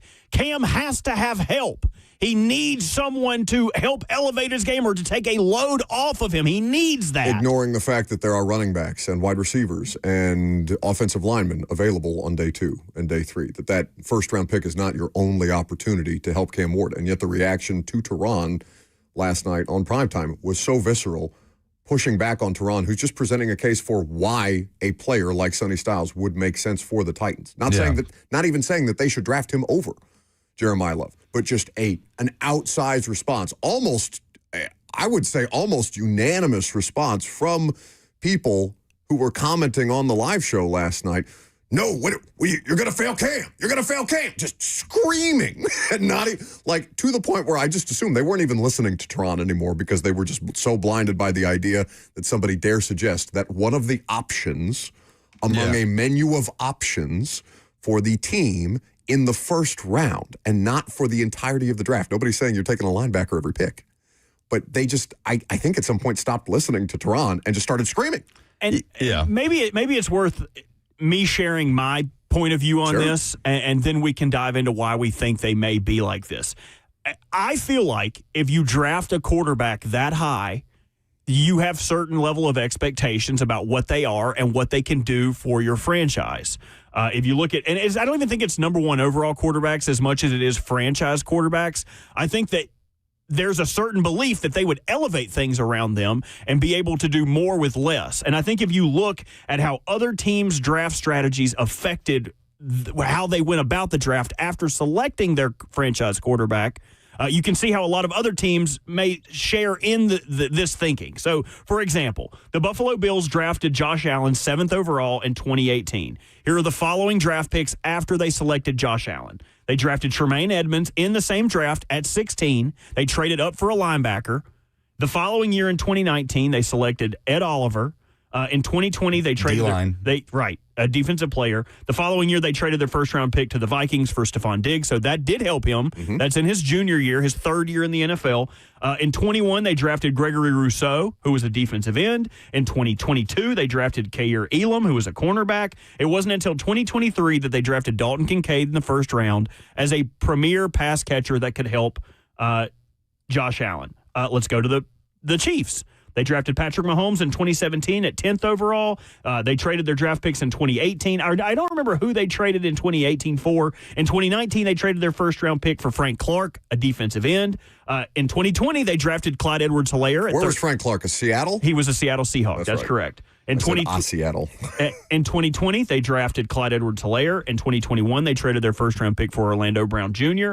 And then in 2022, Trent McDuffie, George Karlaftis, 23, Felix Uzama, and it wasn't until 2024 they drafted a bona fide playmaker in Xavier Worthy. Now, they thought that's who Clyde Edwards-Helaire was, but it was also the 32nd pick in the draft. And they did have Tyreek Hill in there in the same draft as Mahomes. Sure. I just think there's a certain level of expectation that, okay, we have this guy on offense that's going to do this. Let's make a great defense so he doesn't have to overcome an insurmountable lead that keeps games manageable so our quarterback can stay in games. I think that's sort of the thinking around some of those. And I'm not trying to compare. I'm just trying to find out why we feel this way. I don't want anyone to think like, oh, he's talking down to us. You don't respect our quarterback. You don't think they should. I think they should.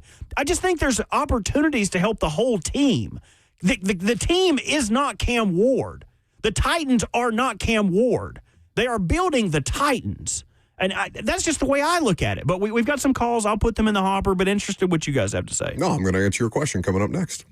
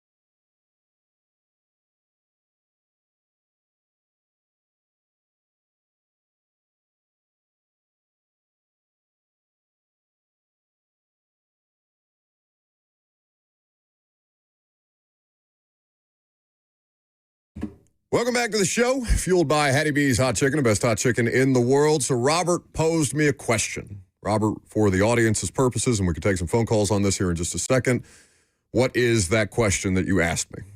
And I mean this from a place of sincerity, not a place of holier than thou, but why do Titans fans feel the need to babysit or coddle Cam Ward in the form of the acquisition of players around him in the terms of offense versus defense? And I would flesh that out because you're talking about a very specific avenue, right? You're talking about the ways that the organization is getting ready to support Cam, obviously with the draft in mind. I would extend this exercise out to why do they coddle him generally? Because he is, I think, and listen, Lucas's point in the last segment about you feel that any fan base would be overprotective of the guy that Cam is not a franchise quarterback yet. Their hope is that he becomes one. And the Titans fan hope is that he becomes one. And of course, that's what you hope when you draft a player with the number 1 overall pick.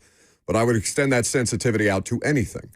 Anything regarding Cam Ward, they will go to war over, it feels like, or at least a certain segment. And it's probably just a very online segment of the population. I'm sure people have their opinions, but again, Twitter is not the majority, even though sometimes it can feel that way. My answer to that question is, well, they've ruined quarterbacks, plural. It's to me, as somebody who is not a Titans fan, but who has covered the Titans and their fan base, this is going to be my 10th season, which is a crazy thing for me to say.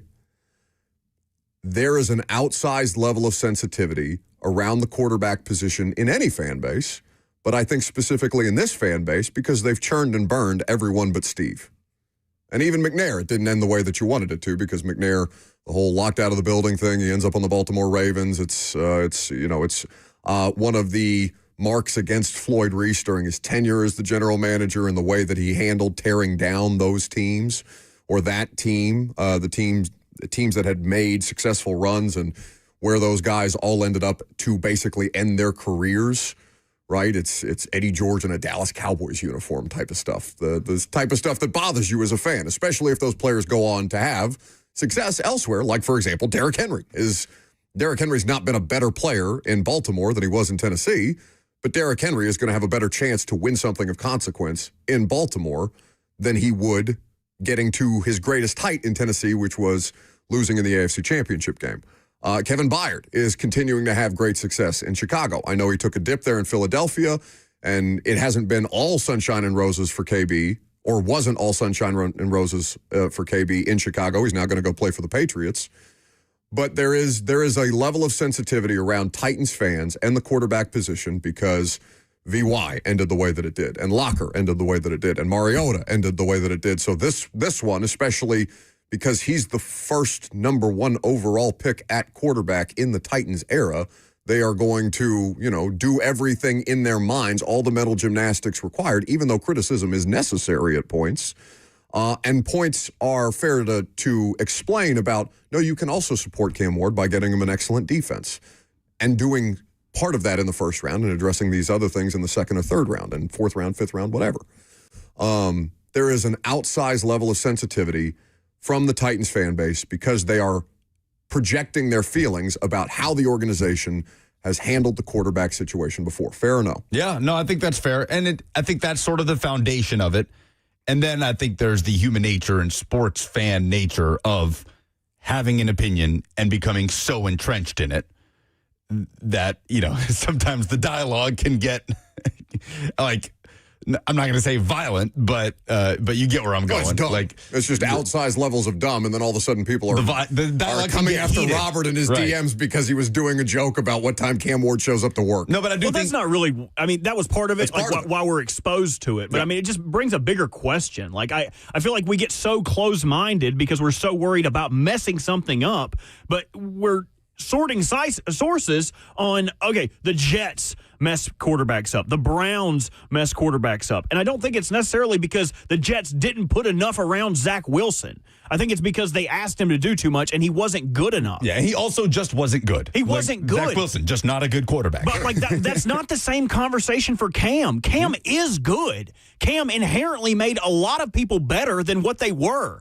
I mean, hell, he was throwing to Mason Kinsey. He was making Mason Kinsey better than what he was. So even if you don't add the most elite playmaker to him, I think he can elevate them.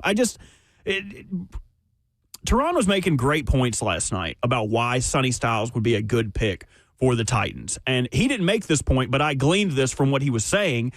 The same way that people make an argument that the Titans offense isn't ready to hold a Jeremiah Love-like player, like the offensive line isn't ready to hold him, the defense is ready to support a player like Sonny Styles. The defense is ready to put him in positions to succeed to the utmost level because of the front in front of him, because he has a defensive masterclass coach. That's just the way I look at it. Like, Sonny Styles is ready to contribute early and be the guy you think he is in year one. Jeremiah Love may take some time because the guys around him aren't ready to elevate him. I don't look at Jeremiah Love as someone that's going to elevate the offensive line. If we're looking at this class as a whole, who in this class has the opportunity to be the best player at their position at some time in their career? Styles. I think he's the only guy in this class you can make that argument for. And we have a caller on the line in a little bit that's going to make that case for Caleb Downs. But Caleb Downs lacks the elite athleticism to become, if everyone realizes their full potential. Caleb Downs is a super cerebral player, super smart, but he doesn't have the speed to be a Jesse Bates. What round did the Titans draft Derrick Henry in? The second round. Okay. What round did the Titans draft A.J. Brown in? Second. Yeah, of course you can get good players outside of day one, of course. I know, but I feel like in draft dialogue, a lot of people can hyperfixate on the first round. Yes. And I am here to tell you that, especially as we get closer to it. I am here to tell you that, and I might even make the argument that they're the two best certainly the two most talented offensive players that the organization, period, has ever drafted, not named Warren Moon, came as second-round picks. Yeah, they have an argument for sure. Derek has the best argument. I put CJ 2K in that conversation as well. AJ is as talented a wide receiver as ever played for this franchise. Derek Mason is still the best wide receiver in the franchise's history. AJ was a more talented player. Yeah, and Derek's a Hall of Famer. Yeah. Kenny. Derek Henry. Derek Henry. Who else would I be? Derek Mason. Oh, Derek Henry. With all respect to D. Mason. Oh, for sure. I don't think. Kenny on the F&M Bank chat lays it out. They've invested hundreds of millions in defense. Or I'm sorry, I'm reading the wrong comment. Kenny says, the Titans make this same mistake with every quarterback they've ever taken. We've never put weapons around a young quarterback. We've ruined every young quarterback. We've built defense, run game, and failed every time. And I do think that is the foundation for why Titans fans will be so in on ex-offensive player. In this year's draft, it seems to be Jeremiah Love. But that's not a true statement. They drafted Corey Davis to support Marcus Mariota. They then drafted A.J. Brown. They drafted Derrick Henry the year after they drafted Marcus. They did as much as humanly possible to support Marcus. Marcus failed because of the injuries, and they had a replacement plan in place in case Marcus crashed out. Tannehill went to the AFC Championship. I do think it took too long for the offensive line to catch up with all of that, and Marcus kind of paid for that with the injury side of things. There is something to the Titans did not do enough early enough to help around Marcus Mariota. But that was around the offensive line, right? I mean, that's the injuries that were incurred because of what you just noted, because the offensive line talent wasn't good enough. And by the way, they did eventually get the offensive line right, but it's almost like an Andrew Luck situation, and Luck is obviously a way better player than Marcus was. But they did eventually get the offensive line right. That 19 offensive line is the best offensive line they've had that I can remember since, Bruce Matthews was playing for the Tennessee Titans. Mariota, sure, but that's 5 years into Mariota's career. No, I know. And they did the same thing with Luck, right? Where Luck had terrible offensive line, then finally they draft Quentin Nelson. Finally they have, who was the left tackle? Anthony... I'm blanking on his name. Costanzo, is that right? Anthony Costanzo, left tackle for the Colts? Mariota, that is the best argument for Titans fans, right, of not helping build around a young quarterback soon enough. Absolutely. They did not do that soon enough around Marcus Mariota. Like, yeah, they drafted Corey Davis the year after.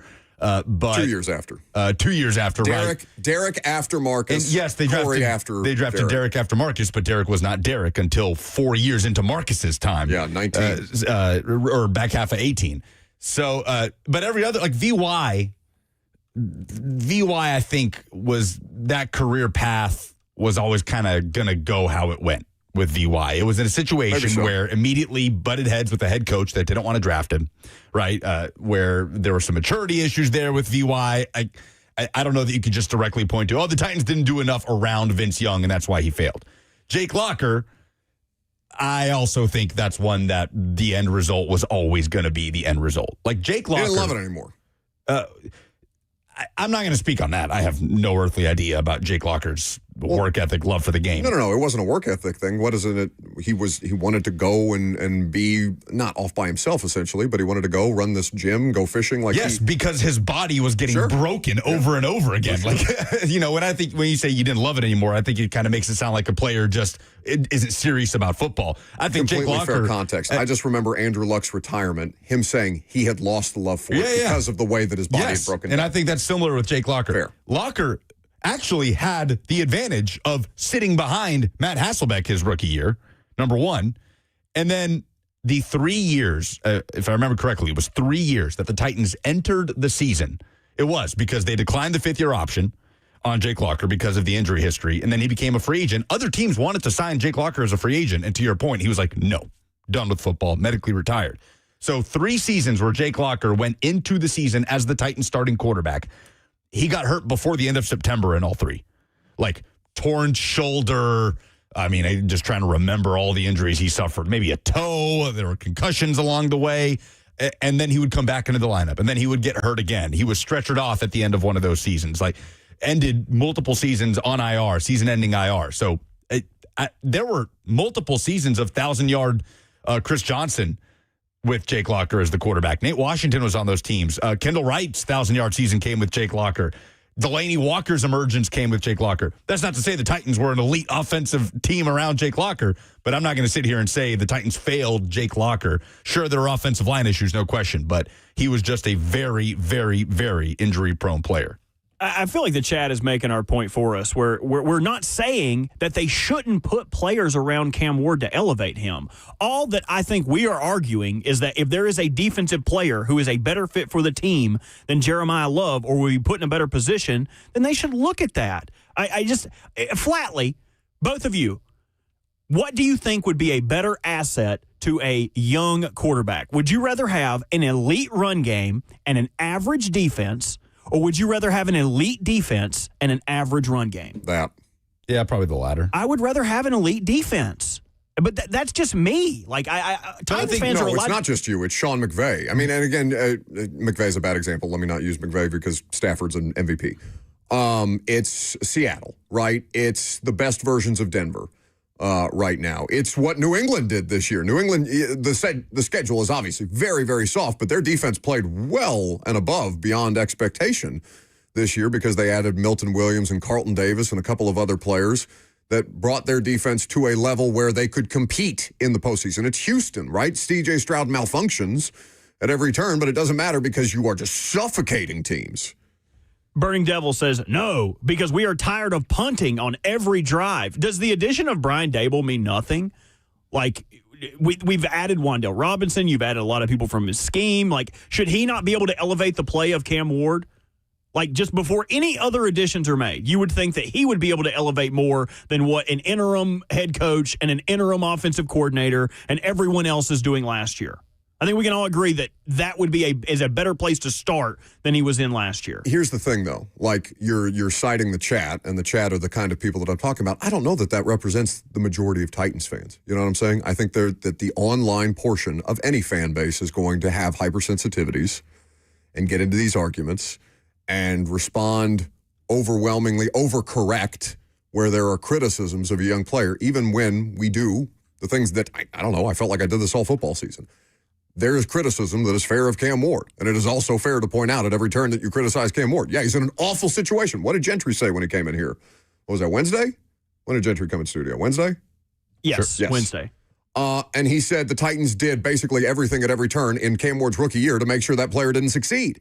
In the way that they handled the coaching situation, the way that they handled the play calling situation, and the way that they put him out there immediately day one without any buffer before he was ready. And I get that that's revisionist history or whatever, but yeah, it's a projection of the fan base about their franchise's failures around the quarterbacks, even though every one of these quarterbacks has a different story as to why they failed here. But it doesn't matter because they failed here. And that leaves the lasting impression. It's and maybe this isn't a great metaphor for me to make, but just because what Connor Knapp is the Barstool guy that you went to school with, and he's making the rounds. He's on a podcast with it's Arian Foster and the Pro Football Commenter, PFT at Barstool, and for some reason they're having a political discussion. And this Connor Knapp guy who Lucas went to school with, he's like a representative of the SEC in Barstool. He's talking about his political beliefs, and he's saying, "Oh, the Dems are never gonna get me," or something like that. And then he's asked about follow-ups on those situations, and he doesn't have an explanation. It's like when you ask somebody, just an average person, "Hey, okay, so what are the policies politically that you disagree with here?" And they don't have an argument based on the policies. They're just going to cite whatever political affiliation, right or left, it doesn't matter which. There's this on both sides in every level of the political sphere. But if you ask people to expand on, okay, what specific policies do you disagree with, and what is this other candidate doing that would be more in line with the way that you think this policy, this particular platform should be going? And people don't often have thoughtful or nuanced explanations. They're just going to scream, "Okay, he's going to fail. He's going to fail if we don't do this," right? It's just it's a knee-jerk reaction. It's not actually wanting to have a conversation about, okay, what happened here and why do you feel this way? Well, no, I don't think that's a good metaphor at all. I think people that are, yes, they get vocal and emotional about it, but they do have a reason for it. Like, to be clear, it is okay to be of the opinion that the Titans should draft Jeremiah Love or an offensive player to help Cam Ward at number 4 overall. Yeah, right. for sure. Yeah, no one is saying that's not the case. No, I know. But like your metaphor does not hold water to me, because the people that are coming with that opinion, that is their logic. No, we want to help our young quarterback as much as possible. Like, they're not coming at it with zero logic whatsoever. No, but they're not hearing logic. I'm not saying that they're not approaching it with logic. I'm saying they're not willing to consider other possibilities. Or is there flaws in the logic that they're considering? They're just going to scream, "No, take the running back." I don't care what the smart football person has to say to me about the pitch for the linebacker. Not even advocating that the linebacker should go before the running back. And maybe this is getting closer to the root of what the actual part is. And I don't think this is synonymous with helping Cam Ward. This might just be the plight of a Titans fan. Kenny Gore says, Titans fans want an offense that is fun to watch for once. Not run, fail, exotic smash mouth 30.0, because it's the same offense we've seen for decades. Ask Joe Burrow how that's going. Okay. Fun offense to watch is not necessarily the best thing that is for Cam Ward or for this team. That might not be the best thing for the team. Like, you could still have a fun team to watch that is not putting up 40 points a game. Winning is fun. Like, I don't care how you do it. Look at the Lions. Look at the Bengals. Like, they frequently lose these big shootouts. Look at the Titans when they were good. How many of those games are aesthetically pleasing? Like, you got moments like that. What was it, a Tuesday night football game against Josh Allen and the Bills where Jess Simmons on the goal line and Derrick Henry goes crazy and all these different things? Yeah, you have those moments, but for the most part, people complained about the way that the Titans were winning at the time because it wasn't aesthetically pleasing enough, because it wasn't pass-heavy enough, because they would take Derrick Henry off the field on third downs and different things. Like, they were critical of the offense even when it was winning, completely not acknowledging the fact that, no, this is a winning product. It's getting the job done. Now, did it get the job done enough times in the postseason for there to be fair criticisms? Absolutely not. And I think Titans fans were vindicated this year watching the Patriots in the Super Bowl. Well, I can't remember the game situation. Was it in the third quarter or right before halftime where the Patriots ran a draw on like 3rd and 7? And every Titans fan in the room pointed to the screen and said, "Yeah, I know that offense very well." Right, there are moments of vindication to this. But even when the product was a winning product, the criticism was, well, it's not enough fun to watch. Okay, you tried the fun thing to watch with Brian Callahan and Will Levis. How'd that go? 615-737-1045 is the number. We'll take your phone calls, wrap up the show. Coming up next.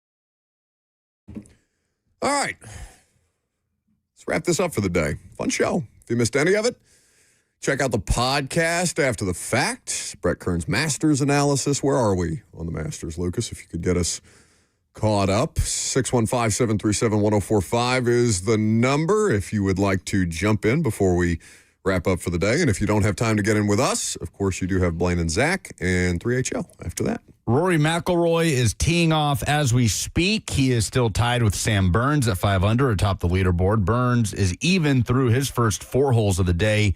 Wyndham Clark has had a really nice day. He is done. His second round finished at 4 under, which propels him up to 1 stroke back of Burns and McIlroy. 4 under ties him with Justin Rose, who is through 13 holes on the day. So we've got, 1, 2, 3, 4, 5, 6, 7, 8, 9 golfers within 2 strokes of each other at the top of the leaderboard. When's the last time we had like a legitimately down to the wire Masters Sunday? Well, wasn't Rory in a? Oh, Rory was in the playoff literally last year. Yeah. So last year. Okay. That's why we call the punter for the golf analysis. It's like, wait, am I misremembering that when Rory in the playoff? Nope, that was literally a year ago. Hey, where's Patrick Reed at? Oh, good question. I hadn't even thought about Patrick Are Reed. you hitching your wagon to him, Patrick Reed? I think that's my dude. Okay. Brett Kern doesn't hate him either, right? No, Brett didn't have anything bad to say about Patrick, just said he's a good villain. But he is currently on 3, and he is even through his first 2 holes. He is 3 under, so 2 strokes back of the lead. So still in the mix. Brooks Koepka is 3 under. Shane Lowry, 3 under. Jason Day. So a lot of big names. Jordan Spieth, even to this point. Let's wrap up with some phone calls. How about Corey in Columbia? Hey, guys.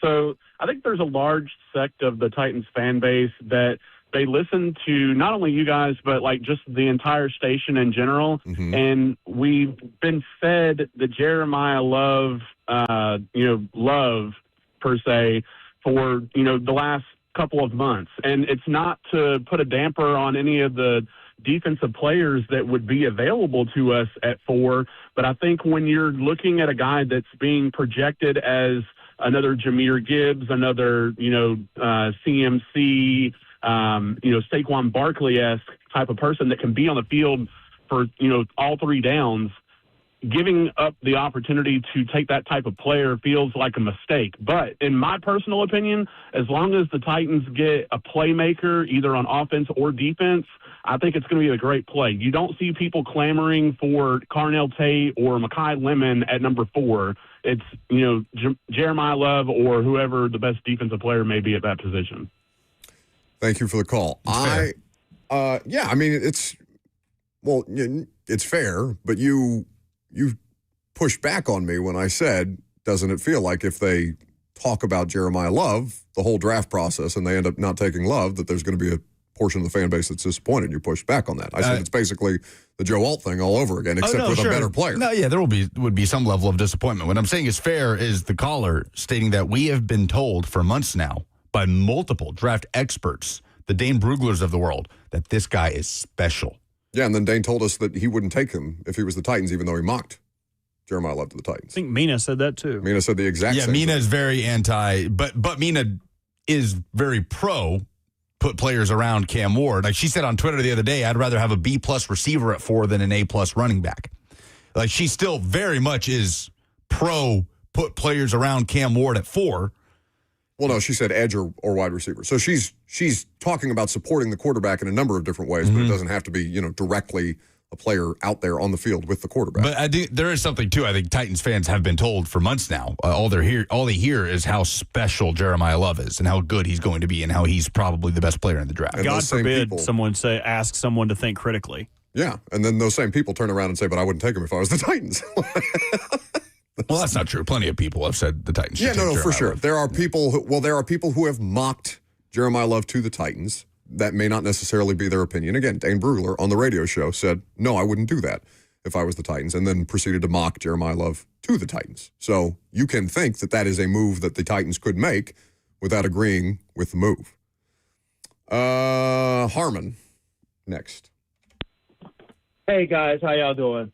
I just wanted to give a shout out to one of the best stories of the sports year.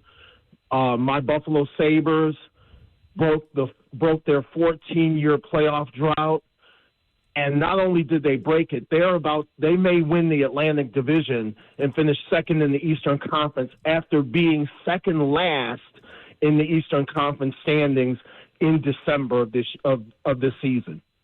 That is cool. Congratulations. Well done. Big story up in Buffalo. 14 seasons. That has to be. Yeah. That's got to be up there. The Pegula family. You want to take a guess who's the only pro sports franchise that's got a longer postseason drought than the Buffalo Sabres, according to an ESPN.com article produced in January. Not making it to the postseason? The last time, how many seasons it's been since they were last in the postseason? Tell me. It's the Jets. It's the only franchise. That AFC Championship 07? 2010. Oh, 2010. 15. Oh, yeah. 9 and 10 was the 15 seasons since the Jets last made the postseason. The Sabres were second on the list. The Angels, MLB team, the longest postseason drought for a baseball club.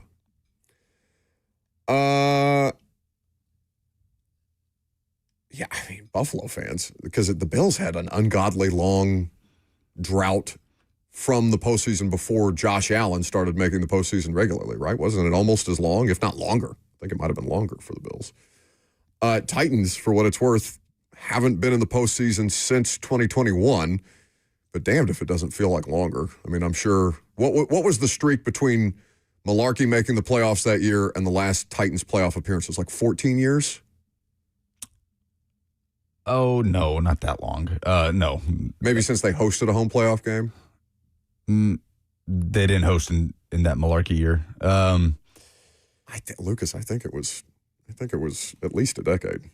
I can look it up. Yeah, at least a decade. Oh, God, what was that? No, because 2008, they were the 1 seed. They went 13-3, and that Malarkey playoff was 2017. Maybe so it was less a than a playoff decade. win. It was less than a Playoff decade. win. Playoff win is a different story. Yeah. That was the fact, or stat, rather. Dale is in Cool Springs. Fuck. Everybody hear me? Well, yeah. Hello? Okay, you didn't have to sound so salty, Buck. But anyways, pick 4. If Robert Saleh sees his quote-unquote Fred Warner available, or Mike Bargonzi sees his Nick Bolton available at 4, you take them. That's all I have. A big difference between Nick Bolton and Fred Warner, but your point stands on Fred Warner. If you could draft the next Fred Warner, I'm good with it. If Jeremiah Love is, anything close to Bijan Robinson, who's, he's one of the most explosive players in football right now, I'm good with it. Again, you have the beauty of this year's draft is you don't have to get upset. You don't have to really get upset about any of this because you just don't have good enough football players anywhere, and you have to have better football players basically everywhere except for Jeff's spot. And even then, Jeff needs depth behind him, which they've tried to address this offseason. Goodness. Do you feel like we got anything done this hour? Nothing. This was about as good as our first hour.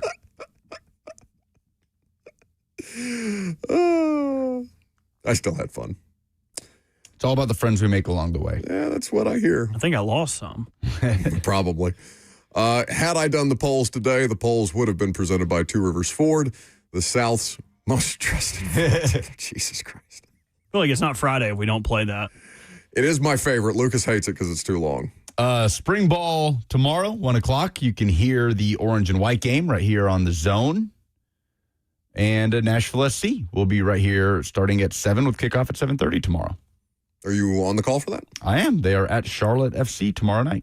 Okay, very good. So you can hear Lucas on the broadcast of the Nashville SC game. And, of course, a fun weekend of Masters football. We'll have plenty of Vols. Masters football. I said spring football in my head and Masters at the same time. It didn't come out that way. I mean, it was kind of Masters football. Jason Kelsey, all those guys on the broadcast. Oh, yeah, they had Saquon, they had Laura Rutledge, they had Jeff Darlington. It did feel like ESPN basically leaned into their entire NFL department and said, let's just sprinkle it all over golf. I don't love that they had Jason Kelsey on, and he was like the only fat guy, or at least former fat guy. He's pretty slim nowadays. Yeah, he's looking good. The only guy that was a former fat guy that was on their lineup, so of course they had him do all of the eating. They're like, oh, how's the egg salad sandwich, fatty? Hell yeah, shove another one of those sandwiches down your gullet. Oh, you don't like to eat? I thought you were a former offensive lineman. Like, it couldn't have been more offensive. Why didn't you do that with Kevin Hart, right? Kevin Hart doesn't like egg salad sandwiches? Yeah, they're like, oh my God, look at him. Hey, you guys want to hear the most predictable news of all time? The Pats are hiring Shane Bowen to be their defensive analyst. Oh. Thought you were saying somebody's getting a divorce. Yeah, I thought you were going to tell us something important. Yeah. Shane Bowen, back with the rest of the gang. The friends you made along the way. Apparently you don't lose them. That's going to do it for us today. We appreciate your participation. Check out the podcast, like I mentioned, after the fact. Get your install tickets. Limited quantity of tickets still available for the live show 1 week after the draft featuring Greg Cosell. We'll see you later.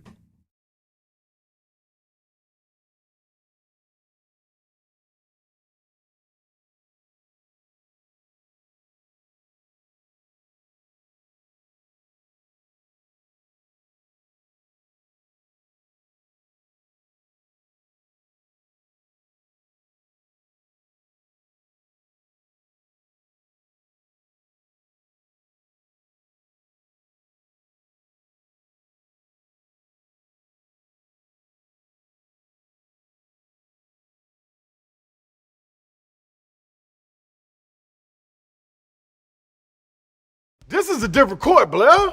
Same result, Slay. Oh, okay, Blair. See, that's Tyler Tanner. See, Tyler Tanner's in the house now. Let's see what you got. Jury's out, Blair. Blair, come on. Okay, Blair, just come sit down. Come on, Blair, stop. You're going to get hurt. Blair, get off the court. That's enough. What's the verdict, Blair? The courtroom is where I play ball.